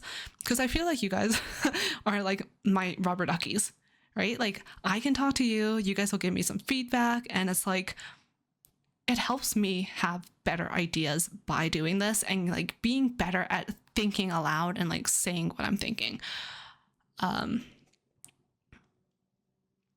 I think that's really important as a designer. Like that's one of like my big challenges working professionally. It's like, and I think for honestly like a lot of junior designers, or even like I would say a lot of like women working in tech, it's scary honestly to like share ideas. And it's that feeling of wanting to be very prepared and correct and polite. You don't want to be aggressive, you don't want to sound or hurt anyone's feelings, whatever. Like you just have to be so careful with how you say things and what you say, and make sure that it is like good enough to take up space, really. That often, because we like spin on this for so long and edit ourselves before we say anything, like we end up just missing the timing, and you don't say anything during a meeting, and you just look quiet, you look meek, and it's just harder to like look like a leader when you're kind of like that, if that makes sense. So like I think one thing, if anything, that like YouTube and Instagram, and like especially like now that we're on Twitch, it's like learning how to just say the thing, you know, just like be comfortable taking up that space, especially like a space that we're here together, and it's like a, you know, a nice little small space for us. It really does help, at least for me, to like talk it through and show you guys like what is going on in my brain. So I think this needs to be a bit wider now. I'm actually going to grab an iPad. And I think it'll be fun too. Like there's also another reason why I like to save this is because I love seeing how far our first initial like concept and our final design is going to look. So where's my tablet? A Surface Pro. Let's do a 12.9 inch iPad. So like, let's look at our first project, right? Like our stock photo website. This was what I started with and what I thought I wanted to create, like a landing page of some kind, like a farmer's market. But like, look where we ended up, you know? And like, if I deleted all that and got rid of it, then like, we would never know that this was where our original idea was. This was the fonts we were considering. And it's just fun seeing stuff like this. So, okay, and let's rotate this and add a stroke. I usually like doing the stroke on the outside. I feel like that's just more comfortable for me. Now let's move this, and we'll also take the settings away. But yeah, I'm starting to get really excited about what we're doing here, so I think it's good. Plus, like, I'm just so energized with all this dad rock that I just have to keep on designing. Okay.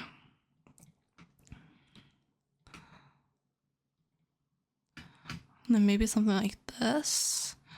I don't know if this isn't gonna be right, but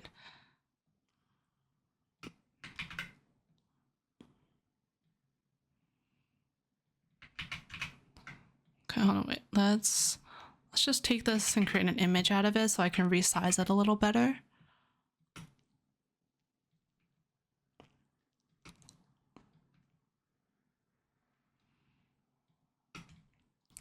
Oh, and then when you go into, sorry, I need to talk about Bento one more time. When you go into Bento, there's no like edit screen, right? You just go into it and you start typing. Can you see that? Like you could just start typing and it auto saves and everything. So like it's as close to surfaceless interface design that you can have, while still making it seem like you're in control and you can edit it however you want to. So I really like it. Okay, now back to this.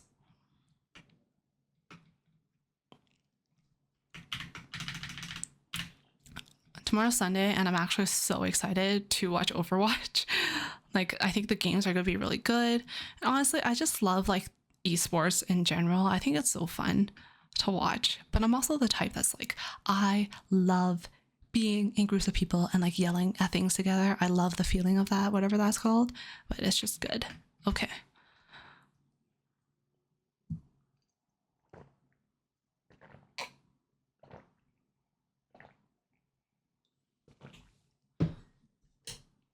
Need to make sure I drink all of the water I need to tonight. And I still have quite a bit to go, so I probably need to take more like water breaks. Now there's a few things I want to incorporate into this app that I'm gonna lift from Bento. One is the little, like the Bento layout, like black box, right? So, and I want this calendar, and the calendar needs to be a rip away calendar. So do I want to do a full screen of this? Oh, actually, you know what? I don't think we should rotate this, because it makes more sense to do it this way, doesn't it?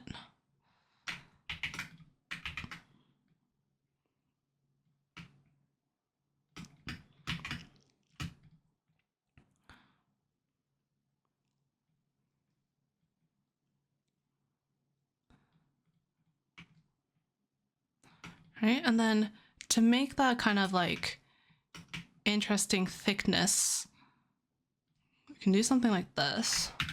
This is just an idea. We'll edit as we go, and then do another one. Then we'll keep putting it under and under and under, so it kind of feels like you can rip away at it. This is very like geometric retro.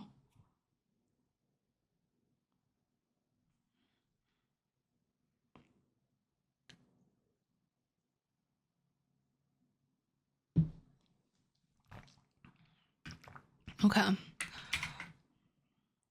So if we take an iPad approach, we can just move all this stuff over here because we still have it up here. Okay, this also gives us a lot more real estate to work with, which will be nice because we are going to do a lot of stuff down here. I think I'm gonna get rid of this just so I can have more real estate here, because I think this is where like the important stuff is, because that's where you want to fill in all this information. I don't know what these are, but I think it might be cool to have like a quote of some kind. So let's document that first.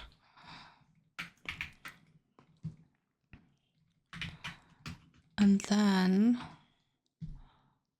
settings, we'll go back and then we'll come into here, meaning that this page also needs some kind of settings.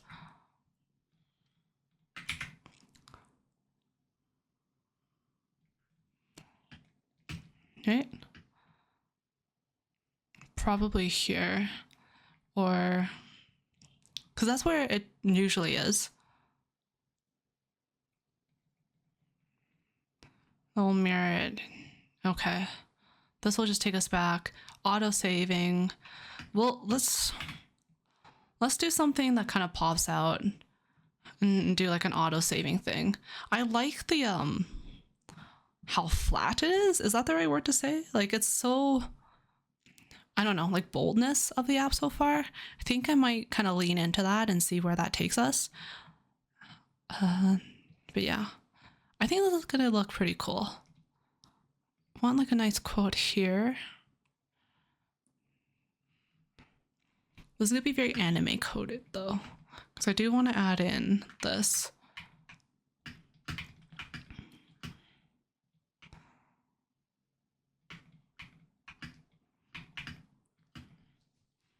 And then what else do we need here, folks?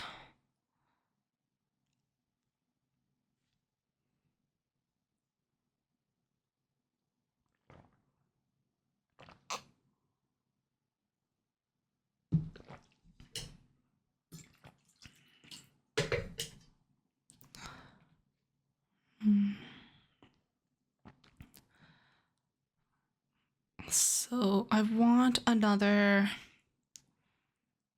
it to look obvious that you can interact with this thing and readjust it. So that would help us. What would help us do that is the bento layout black box.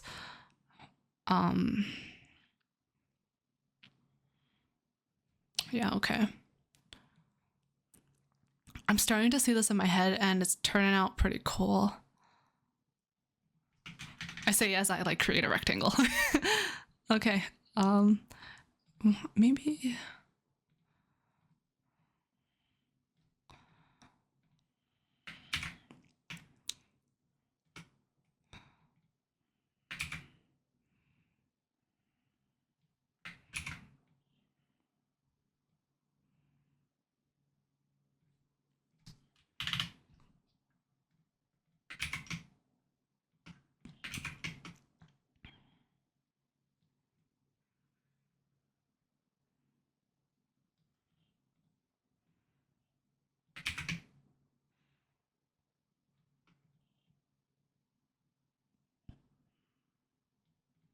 Okay, and then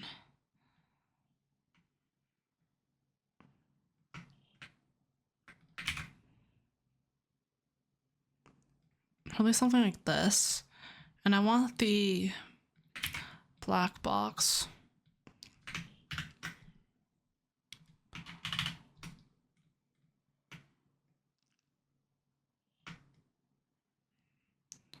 Something like that. I wonder if it'll be cheesy to add a little like cursor or something. Anyways, I think this is what I want. And then we'll just keep going, figuring this out as it comes. Now I'm going for a very like maximalist, thick, bold font kind of look. Really do like this one, but I think let's try.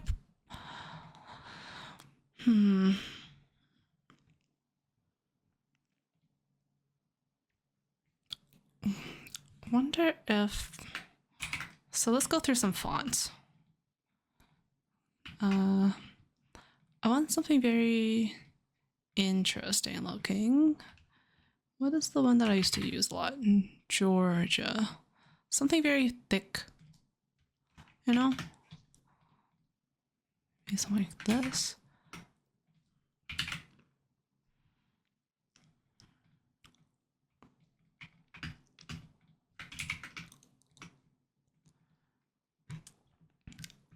Were you guys using Figma before they had like a preview of what the fonts looked like? I remember when this feature came in, I was like, oh, finally, because I could never remember what all the fonts that I hoarded look like and like why I decided to hoard it. So at least like this, I can scroll through it and it'll be a lot faster.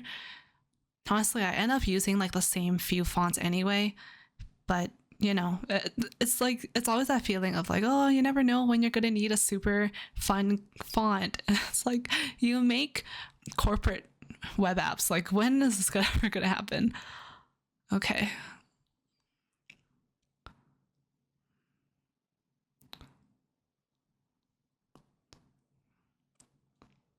This could be kind of cool.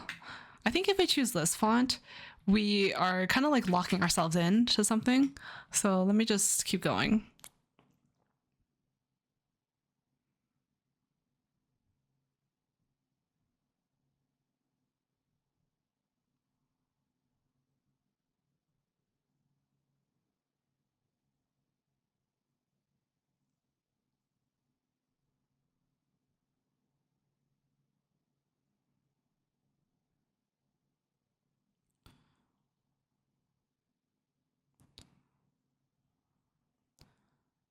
Coiny could be good too. I like this one.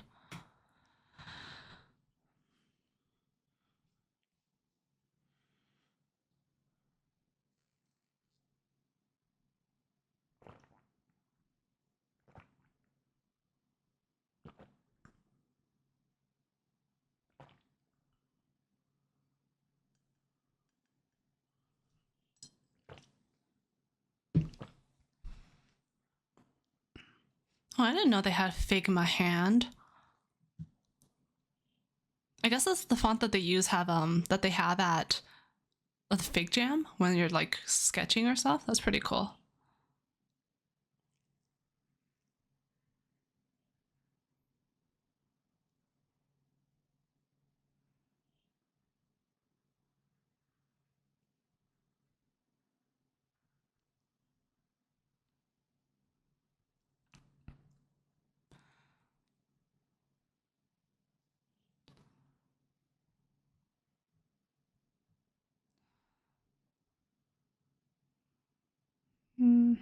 Probably not that one.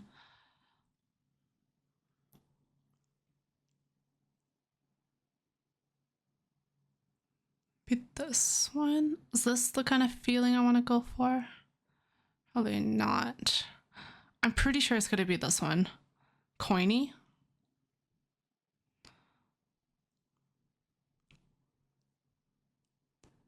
But like I'm already halfway through the alphabet. I have to go through the rest of them just to make sure I'm not forgetting anything that's like really just suit it, right?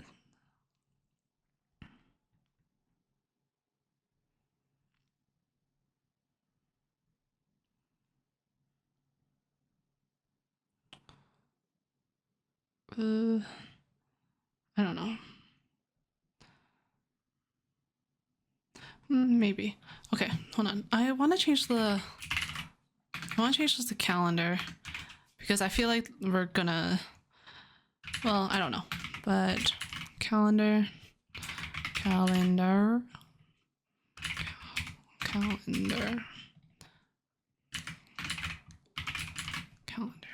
Okay, and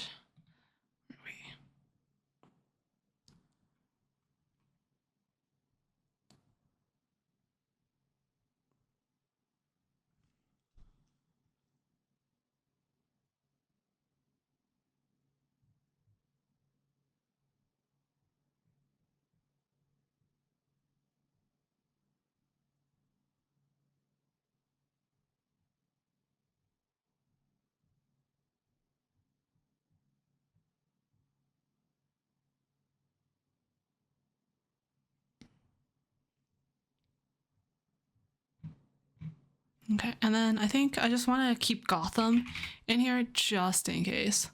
I need something that's like a bit more, I would say, normal, I guess. Daughtry. Also, all of the songs are good. Okay, now let's go here. So usually the way that I like to do this is now that I have our Dribbble shot layout and everything kind of sorted, I like to create something like something else so that I'm not working directly in the Dribbble shot, because then I have more options for resizing it and everything. Playing the bangers today. We're always playing bangers here. This is such a good song. Everything he comes out with good. We might go on a Daughtry playlist rabbit hole after this. It's either going to be Daughtry or I also want to listen to Good Charlotte today too.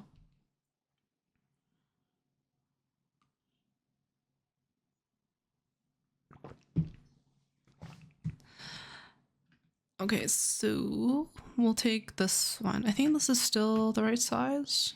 I don't remember if I resized this. Actually, let me just grab another one. Promax.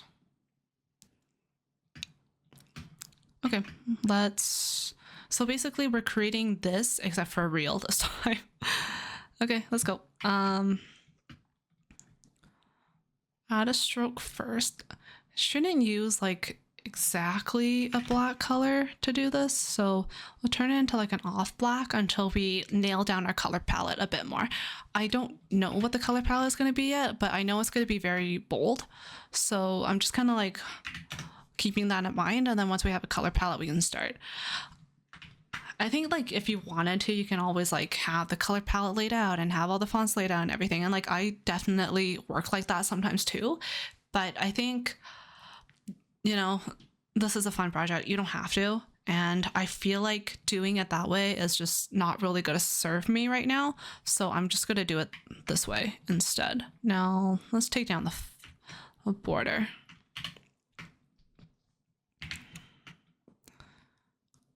And I want the stick with black because I want like oh my gosh, you know, it'll be so good. I'm just like, wait, this would be insane. You know what has really good vibrant colors that I've been loving lately? The One Piece opening. The new Egghead arc opening. That looks so good. Wait a minute. I can just take my color palette from there.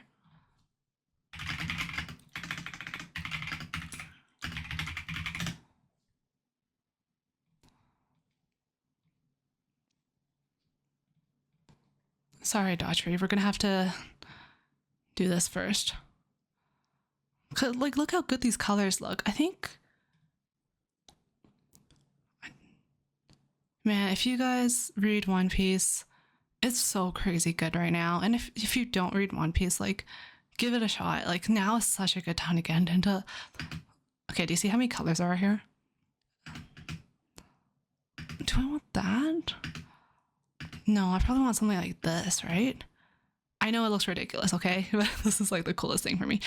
How do I take a picture of this? Okay, I think I need to switch my computer thingy. I can grab so many colors from this. And then that's not what I want. I have so many tabs open.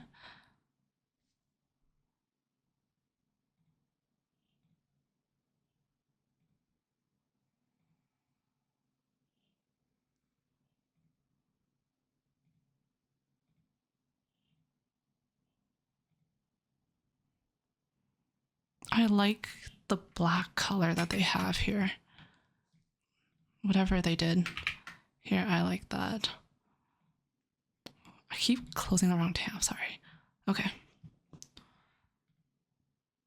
And like the pinks and the blues. I love this part. Like, we have been on such a journey, you know?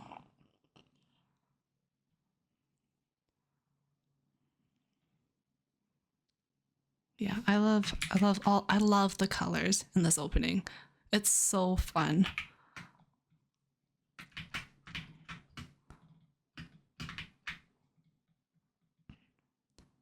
Okay, so I think we'll have a pretty good color palette after.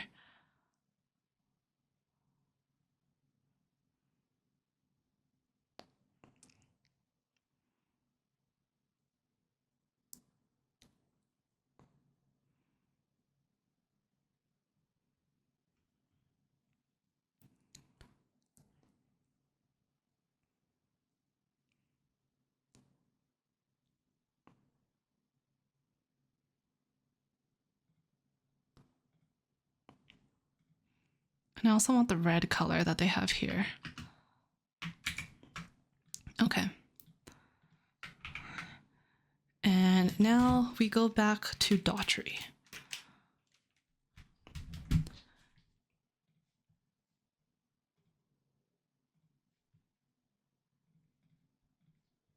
I love this opening. The art is unique, isn't it? I love it.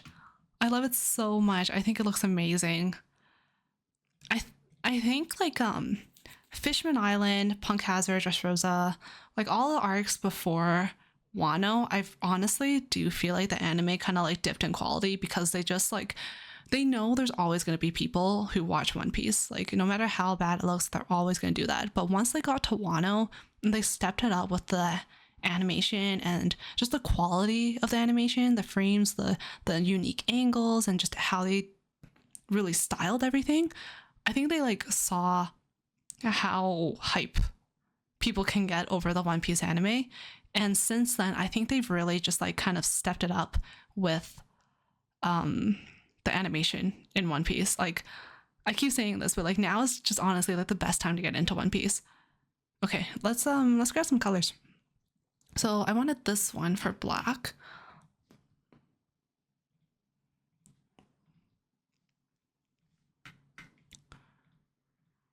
Right. This.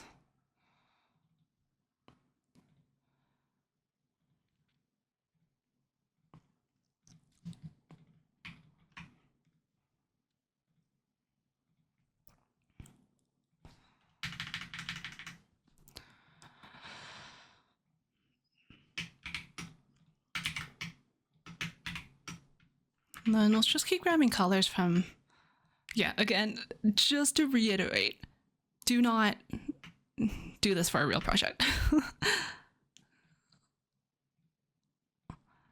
I'm in Water 7 in the manga right now. Wano was such a breath of fresh air with the animation. Oh, it was, wasn't it? I love what they did with Wano. I'm so happy because like you know that Oda has been wanting to do Wano for like ages. right? So like finally getting there after having known about Wano since we were in East Blue.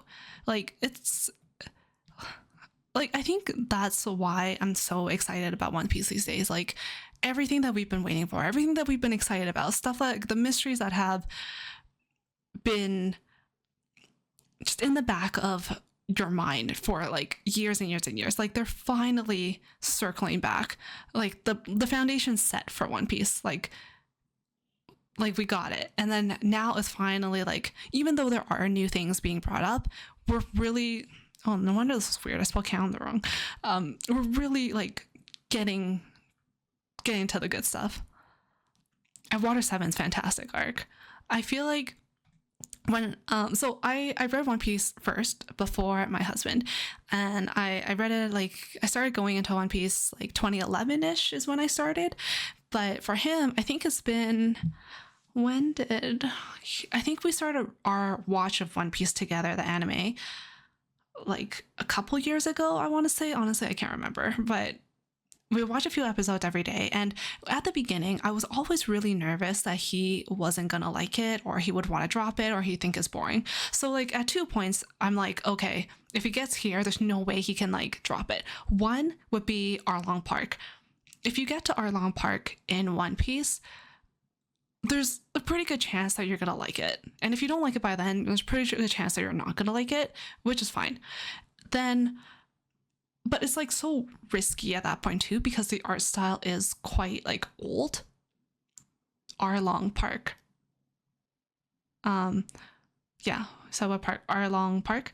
And then the second piece, I guess, of like when I see that like you hit that milestone is Water 7. Like once you get to Water 7, you're like in it. Like, okay, I didn't have to worry about him dropping it. Like we're good. We're gonna watch the whole thing. And I was just really happy that like he also likes it as much as I do. So yeah, it's good. Do I want it purple? I don't know. Let's see.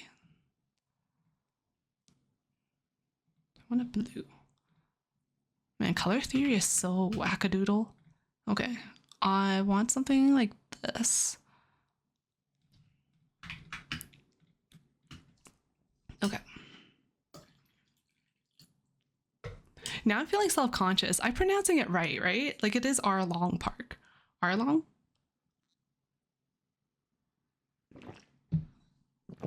Okay, what's next? Settings. So what font did we decide to go with? Settings.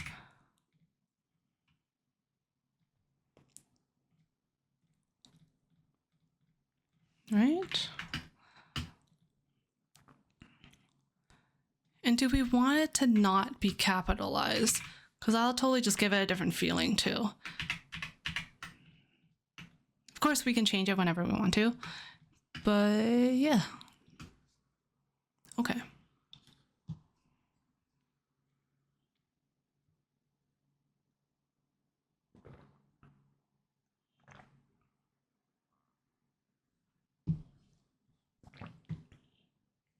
Now we need a back arrow. Just given our components so far, we're probably gonna do rounded corners for everything. Is there a way we can style this back arrow so that it looks, I don't know, more like this?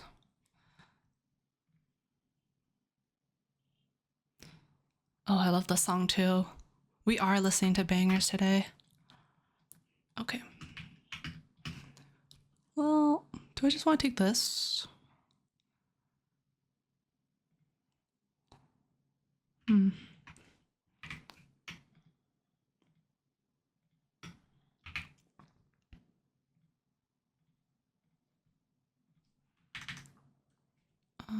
then we'll round it. Right.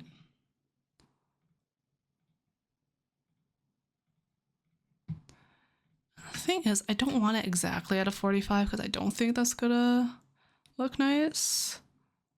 Yeah. Isn't this like such a good song?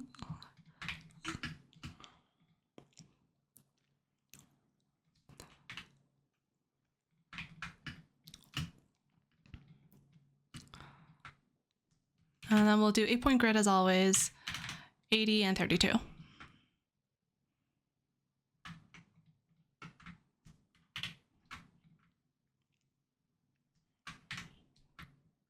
Okay, how can you hate the song? How can you dislike the song? This is like a perfect song.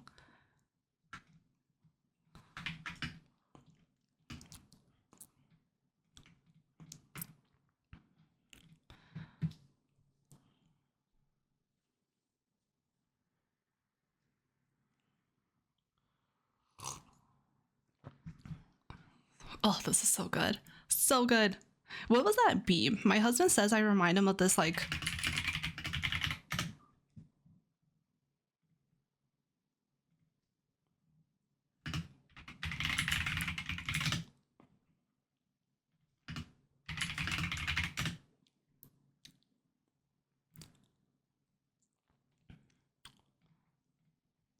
Yeah, this is my husband. He says this meme describes me because he's like, this is the music that you like. This is what you look like on the outside. Anyways, no matter what, just like what you like. Okay. And again, if you're watching the VOD, then we're not going to be listening to this. But hello, future VOD people. If only YouTube didn't block my videos when I tried to post them with the music. Okay. Should we turn this into 4? Oh, it's cute. It looks like a little heart. Oh yeah, because like now that I have the chat in here, it's like, oh yeah, you guys can actually talk to the VOD. You can talk to yourself in the future if you think about it. Okay, general next. And I do want this to be a bit smaller because that would only make sense because it is a subheading under our big heading, which is settings.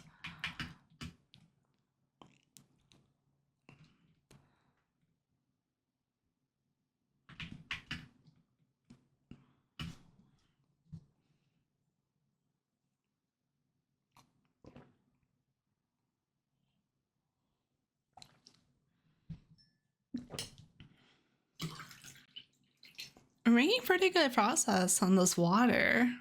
All right, I finished 2 of these every day, so we're doing pretty good. I have to go to bed in a bit, but hopefully I won't have to wake up and use the washroom.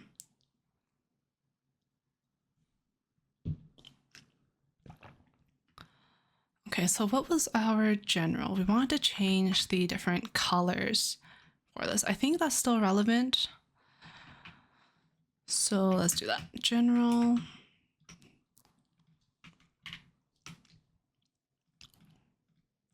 Starting to worry that our font is a little too stylized to really like look good. I feel like I need like a fun font and then like a normal font, you know? Like do I want to change everything to Gotham? Oh, come on. This song. We are feasting on good music today.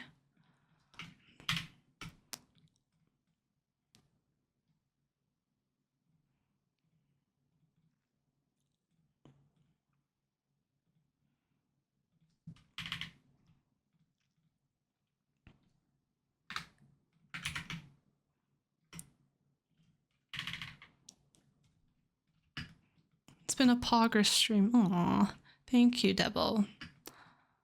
I'm having a lot of fun too. I think we're farther than I thought because usually like I get pretty worried when starting like a new project that I of course listen to Blink 182. We'll get to that. So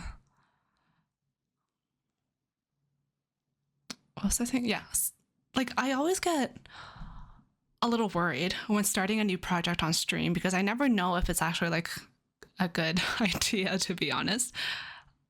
But I think, and like sometimes it takes a long time for a concept to actually appear in my brain for me to like put on the screen and create a design out of. So the way that it kind of works in my head is different for everyone. But for me, it's like I have this like very blurry vision in my head. And then the more I kind of like talk it through, the more I design, it's like that picture in my head, it gets like clearer and clearer. And that's kind of like how I see designs. But I feel like this one, it's like it's evolving, sure, from what I thought it was gonna be, but I think it might end up looking really cool. So I'm pretty happy that we're going pretty far.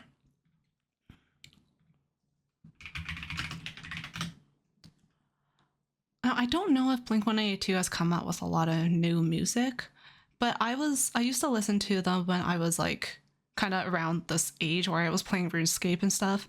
So I know all the old ones.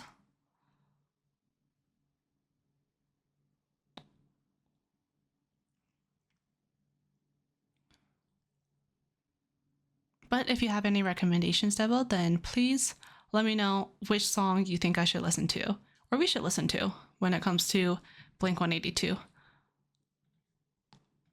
Okay, general. What is this going to be called?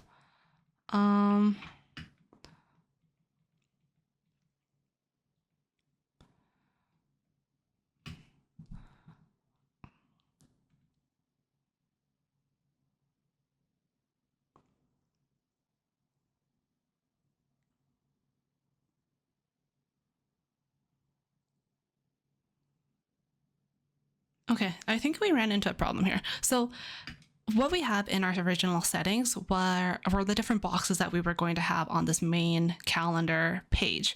Things like the menu for the day, lucky numbers, the zodiac animal of the day, and all that stuff. And it would be a checkbox of whether it's on or off, and then would be placed in here. However, if we're going with this bento method where you can place it and it's very modular and it kind of like it flows, then it makes no sense to have these checkboxes because there's just too much of a disconnect. So I need to rethink how we're going to, like, let's say if you're in this main calendar page and you're like, let's delete one of these, how would the user retrieve it or undo their mistake? So I will need to note that down and think about that. How will the user retrieve something they've deleted? And I also think we're gonna get rid of this, like, remove boxes from settings.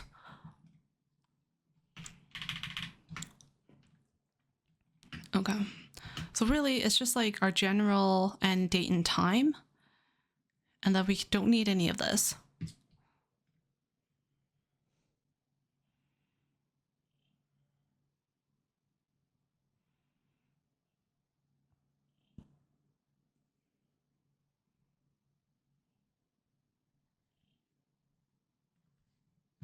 Okay. Now this is general, and this is, do I want to say color? Oops.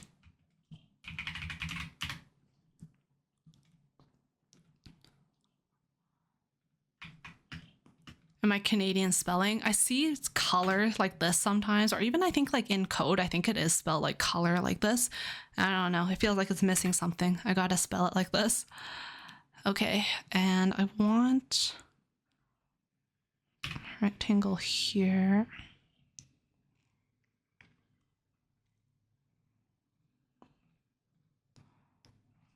Gotta think about this carefully.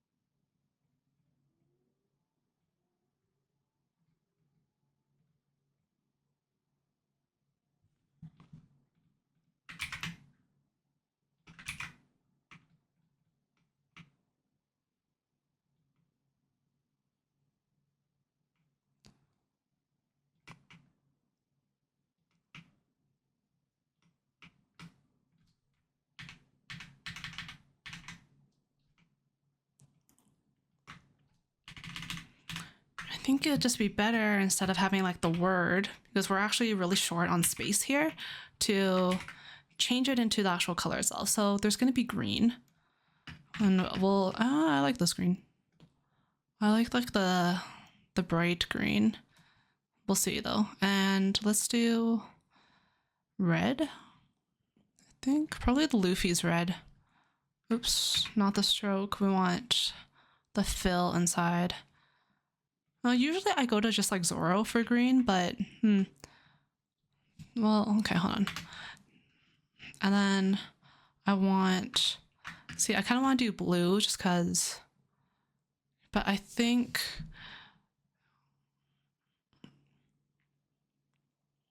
I don't actually know if we should do black. No, we have to do black. But then how are we gonna do dark mode, light mode? The problems are appearing.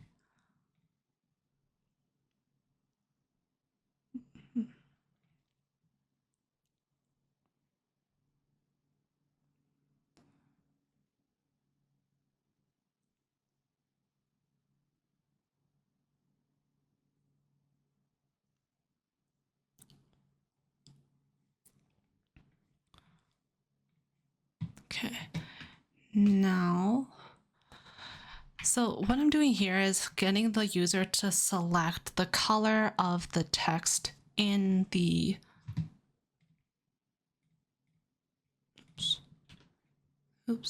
in the calendar app that we're designing. The issue I'm coming up with here is that if we want to do I guess we just don't have to do a dark mode.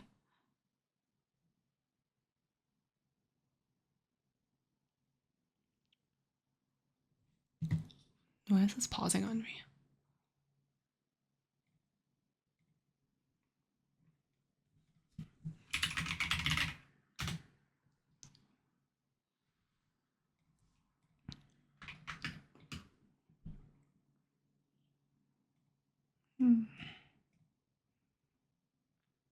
This needs to be green. But I'm looking at the blue, and the blue looks so good. So I want to add another color, but I don't want to... I think I actually need a darker green.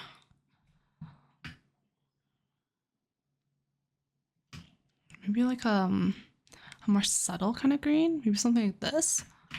Okay, and then the black is going to be like actually selecting the thing. So we're probably going to turn this off. And we're going to go with green. Actually, we can probably move this a little closer together. And let's also turn the stroke inside so it stops messing with our margins. Okay. 32? Okay. And then we're not going to do a dark mode. But we could do an invert. Yeah. Let's try that. Hopefully that will make sense. And this will be a toggle. So we'll take this and we'll do this. And I also need a little circle with a stroke.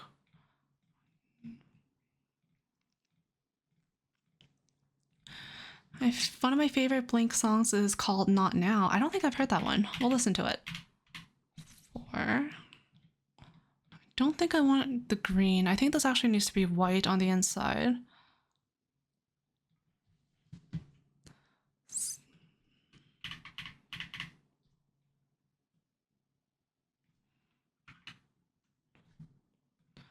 And we're not inverting, so it should look like this. Could make it a little smaller. Looks like an olive, but I think we're just gonna have to live with that.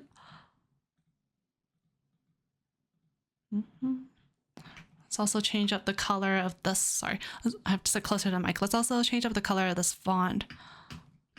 I don't think I want like the green to be the main color. Maybe I actually do want the blue. We'll see. Okay, where are we at? We're at Blink 182. And we're gonna listen to Not Now.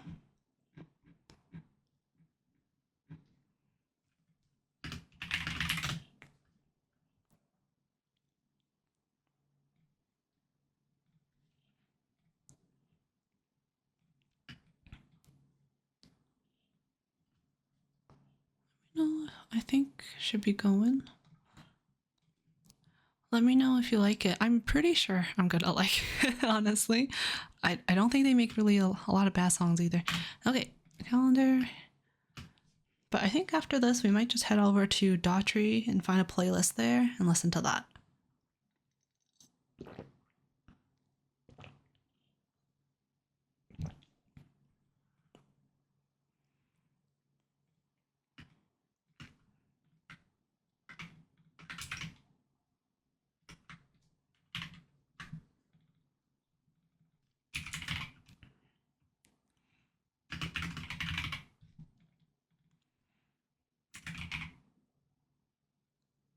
Is it called Auto Set? But check out my iPad because I know they have that too. Set automatically. Set automatically. And then I think it'll be fun if we actually turn this.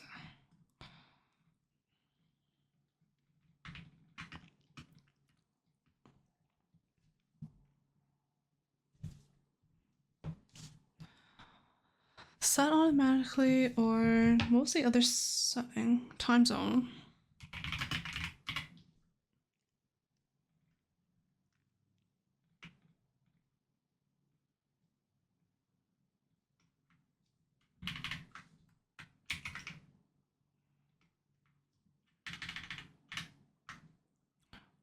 We don't need boxes anymore, huh? That might be it.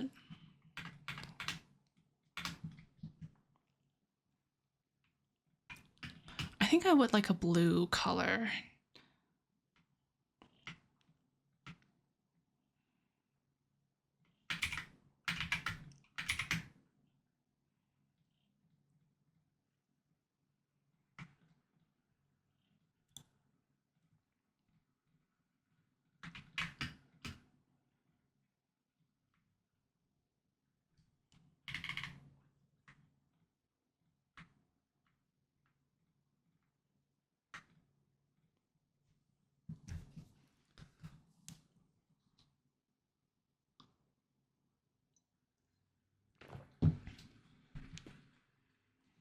When did this come out? 2005? Oh my gosh.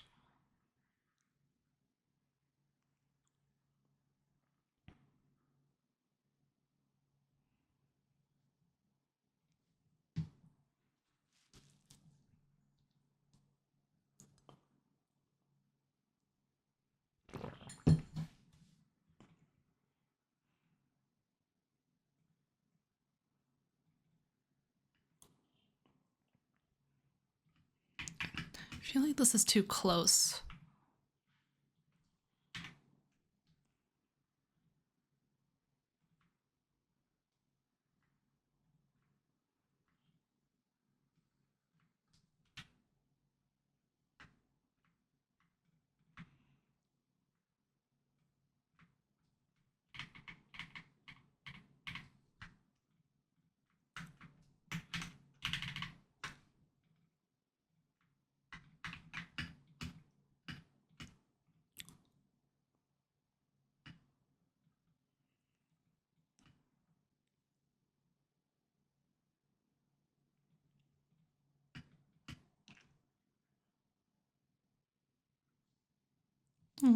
I like this. I feel like Blink-182 songs are so easy to listen to. Like you can just sit back and know that you're absorbing good music.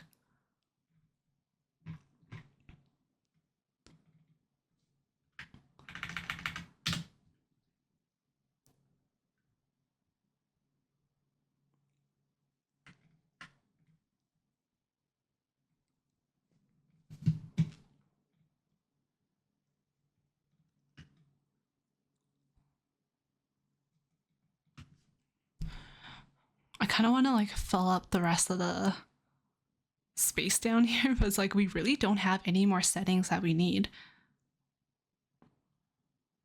Do we even need a settings page? Ooh. And I'm thinking like, can we just handle everything on this one screen? No, we do, because we have to like give the user options to set the date and time. And I think that's just really like way too crowded for just one screen to do. Okay, also you guys, I have to go to the washroom, so I'm gonna be right back. I don't have a BRB screen.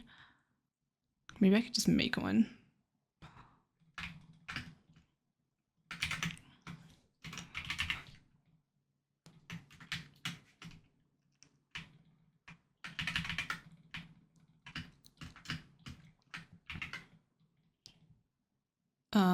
Yeah, I'll be right back. How do I? I need to turn off my camera. Okay, I'll be right back.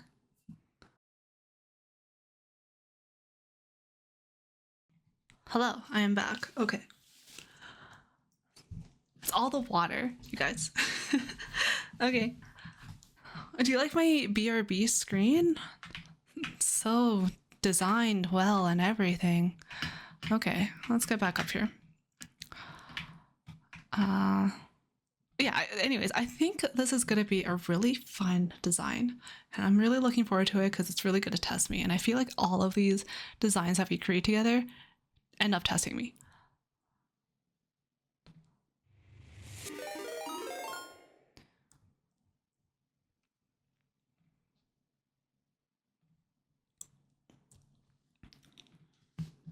I can't decide if like Always or All the Small Things is my favorite one of their songs. But definitely like All the Small Things is probably my favorite music video. What are we listening to next? We're listening to Daughtry. Honestly, you guys, like, I feel like we've done this whole like music recommendation thing before, and you guys really just do not recommend me bad songs. Like, we have good taste in the stream, I would like to say. All right, now time zone. Time zone is going to be something that the user has to set automatically, and then time zone. What kind of setting would that be? I'm just gonna check my iPad because I have it.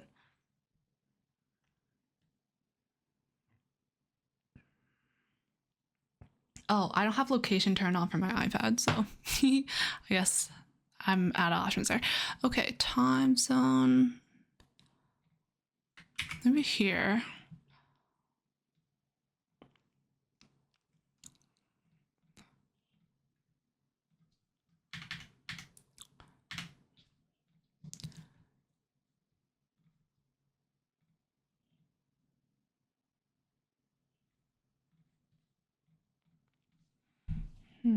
Okay, and then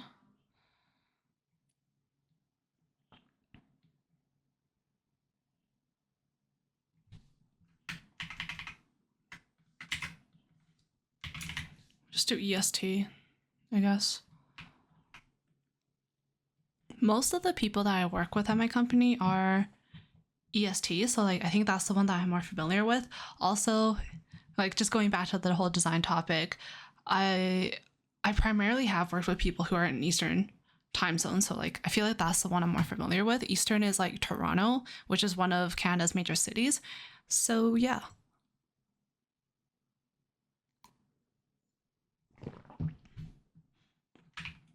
And then yeah, I don't really have any more ideas for what could be a setting.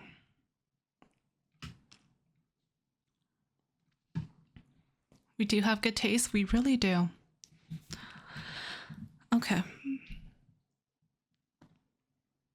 It bothers me how this whole like bottom part of the screen isn't covered in something. I could leave it, but there has to be something else, right? I guess because like we have no background color, it's even more obvious. I feel like we're missing something. Is there a Daughtry playlist?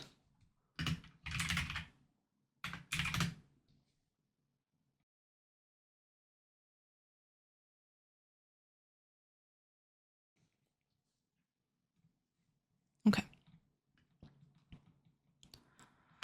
So if we remove boxes from the settings, then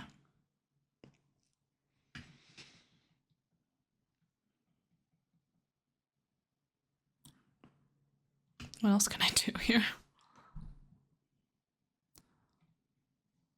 Should I just embrace that we're gonna have minimalism in this case? I could, but do I want to is the question.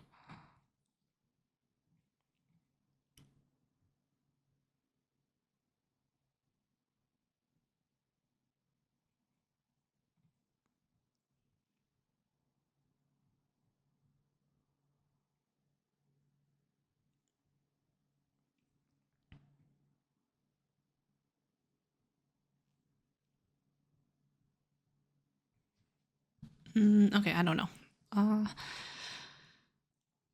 Then let's move on into our main screen. Well, no, I want to do this. So what this is supposed to be is like a little like your notifications have been saved. All changes have been saved. Like one of those little pop-ups that you get or toasts that you get on the screen whenever you make a certain action.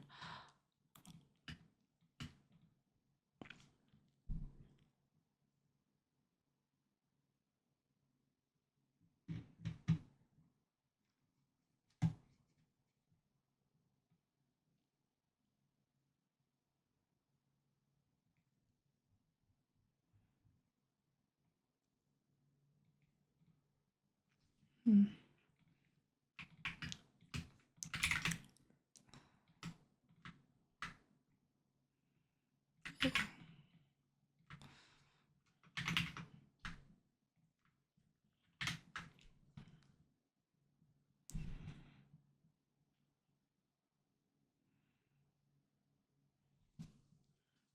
Oh, we can do like a layout because that'll take up a lot of room.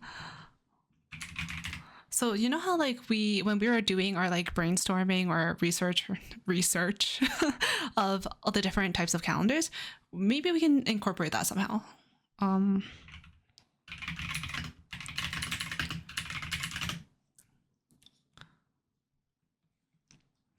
Right, so this is, I guess, like kind of the traditional standard looking one. But remember when we saw the other interesting ones?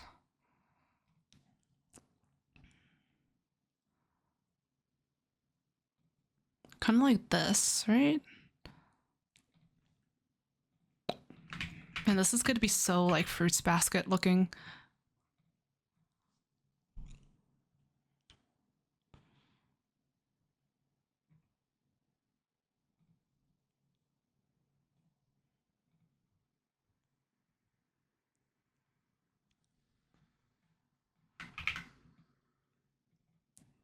I think 2 to like 4 would be a good number because then we can create like a nice grid with this. But we'll see how many I can actually like recreate.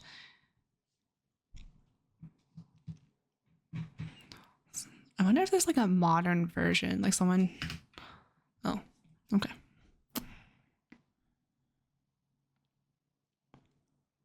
Did you guys used to watch American Idol? I remember like our family would sit down and watch it together. This was back when like my brother and I were like a lot younger, right? So we actually did, I think, I don't know if we watched the first season, but we definitely watched the second season and whichever season Daughtry was on because I was really rooting for him. I was so shocked when he didn't win. Spoiler, I guess.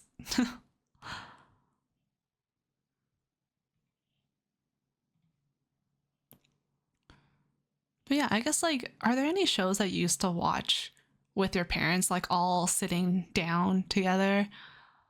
I think a lot of the time when I think back to it, it's like it was my dad, my brother, and me sitting down watching TV. And one thing that we always liked to sit down and watch was Dragon Ball Z. That was like one of the big ones for us.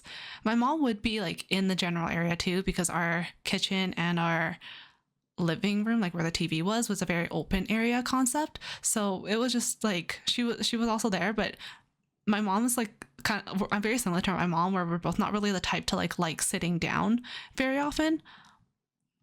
So actually I think that's 4, right? Because we still have our default one.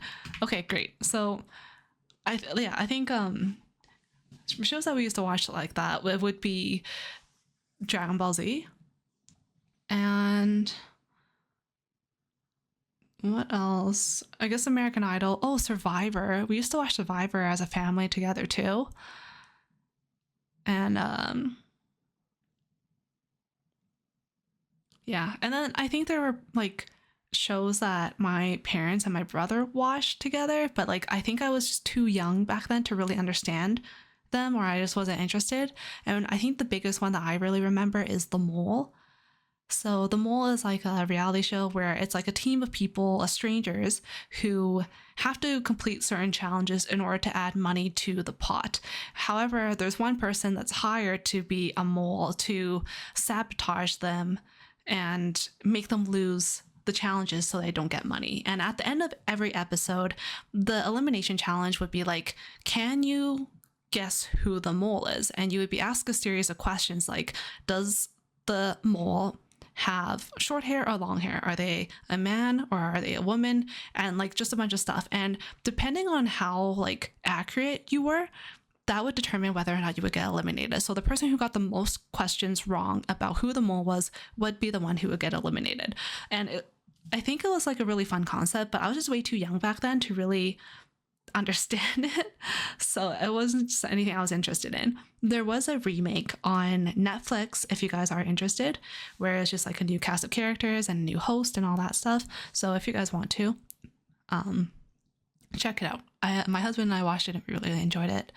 Oh, also another thing that we used to watch together a lot was, oh crap, it just totally slipped my mind. It was Iron Chef was another one that we used to watch. And oh, like Dateline, America's Most Wanted. We used to watch that a lot too. I watched America's Got Talent. That's about it. Oh, my dad loves America's Got Talent. He still watches it now. Like he's watched all the seasons. He loves like talent shows like that he loves like singers and like magicians. Those are his favorite acts to watch. Okay, let's get back to this. I want to make a grid of 4. Oops. How did this get over here? Okay.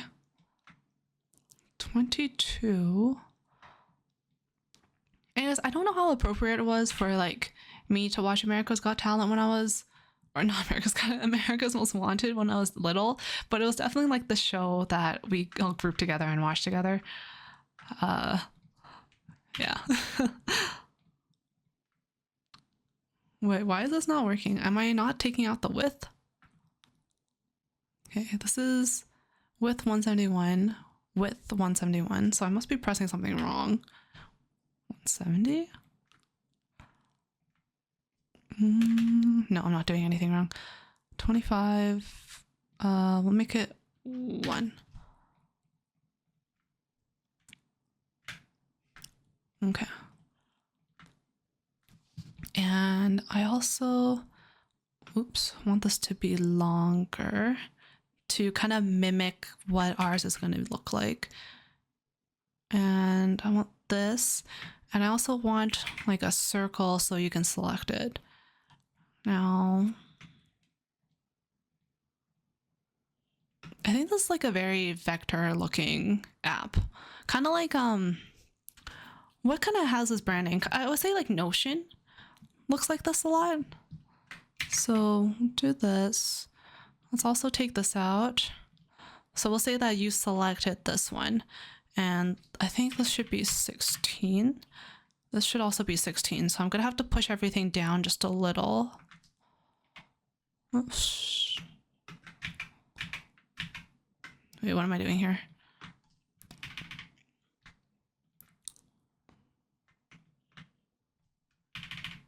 Okay, there we go. And we'll just get rid of this. Select this. Duplicate it. Right? And then let's also change this to blue because I think it just makes more sense that it's selected.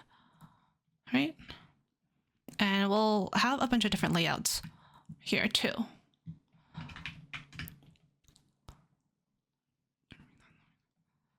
Okay, so I think I like it this way because then I don't have to name the layouts, and I think that's just better because why overcomplicate it? Just put a visual there. Okay.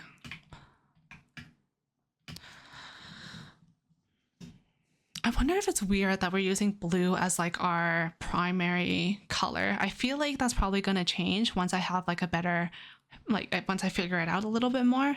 So we'll have to see for that, because I feel like it's too biased towards blue. When the whole app is like blue, then you kind of like want to make your color blue for the calendar. So we'll see how that goes. How do I want to do this now? Probably just a bunch of black boxes. So what I want to do here is basically take this layout and like wireframe it into here. I guess I don't even need these two. Okay, maybe what is, maybe I'll take this one because it's a bit like interesting.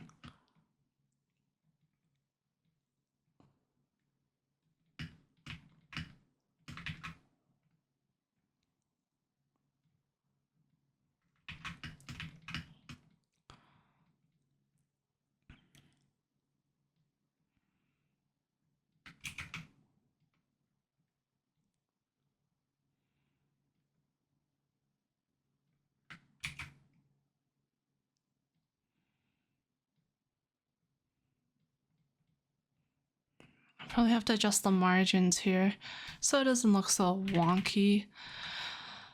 Probably like this. We need to -4.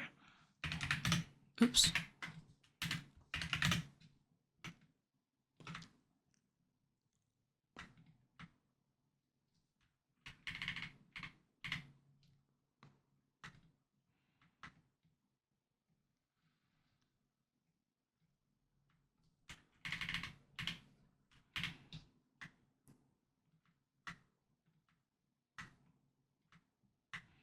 There. So this layout is kind of like this one.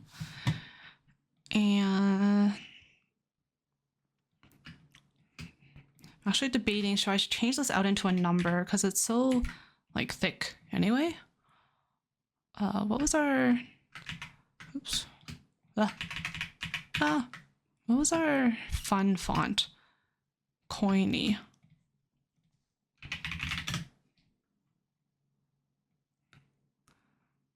Right? Doesn't this feel more intuitive? I can just make it super big, right?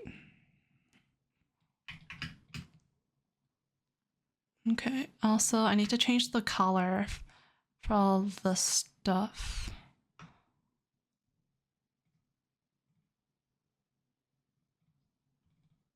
Okay, now that we have this one set, I'm just gonna move it back here so I don't have to keep looking at it. And I was gonna take this one, right? This one was gonna be our like main one that we're gonna model off of. So it still has this top thing, and then it also has like, it almost looks like a stamp, like this. And then here,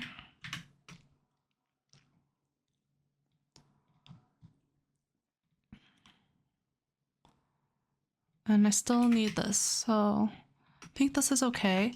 But in order to show this, I think I need another box.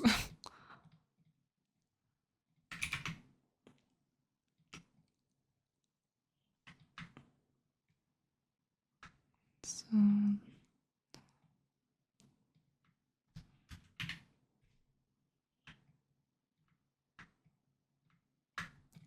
okay. And then here, we have box inside of a box.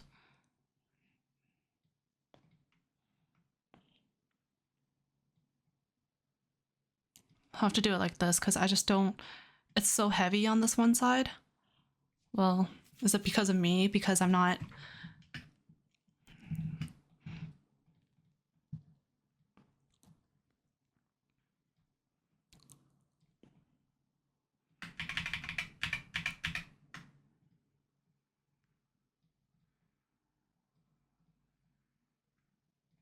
Okay.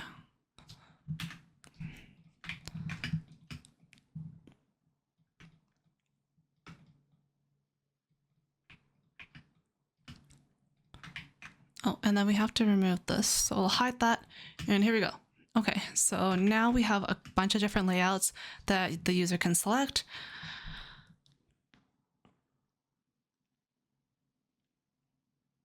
I'm like wondering if I should just move this to the bottom.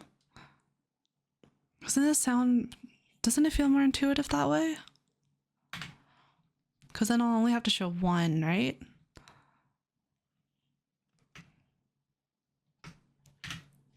And then I'll have to draw. Oh man, I do have to draw. Okay.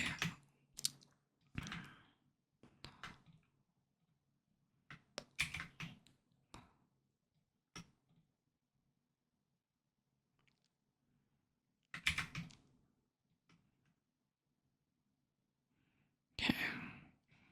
We're just gonna do that and pretend this is a legit layout. Okay, there. So they all look different enough that you can't really tell. But here we go. Obviously, this is the one that we selected because it's highlighted around in blue. And all of these are other layouts that we potentially offer in this app. The main thing that the user is going to be able to control or modify in that kind of bento style is going to be here. So I think having these different layouts is fine because they all have the same thing on the bottom. It's really just like this top part, not even this like header, but like how the actual like number date is going to be displayed. I think that's going to be the big thing here. Okay, then one more time, I'm going to duplicate this and I'm going to just remove this one. What I'm going to do here is copy as a PNG, drag it, and then slide it down to here. So now we can kind of see what this is going to look like. And we'll eventually have like a little, like all your changes are saved. Changes saved kind of thing here. Maybe. We'll see. I don't know if I like the way that it looks now. But okay, I think that's it for today, you guys. Yeah, I think I'm gonna end the stream here. It's getting really close to bedtime for me anyway and for our family. But thank you so much for joining the stream and for listening and recommending me really good music to listen to. I had a lot of fun today. Thank you so much for joining. I am so happy to be back on Twitch and doing these uidesign live streams. Okie dokes. So the VOD for this will be up on my second YouTube channel, which is, I hope I linked it, which is on YouTube. So you guys can watch the VOD if you missed this. For any updates, I usually post that on SuperPeer, not on SuperPeer.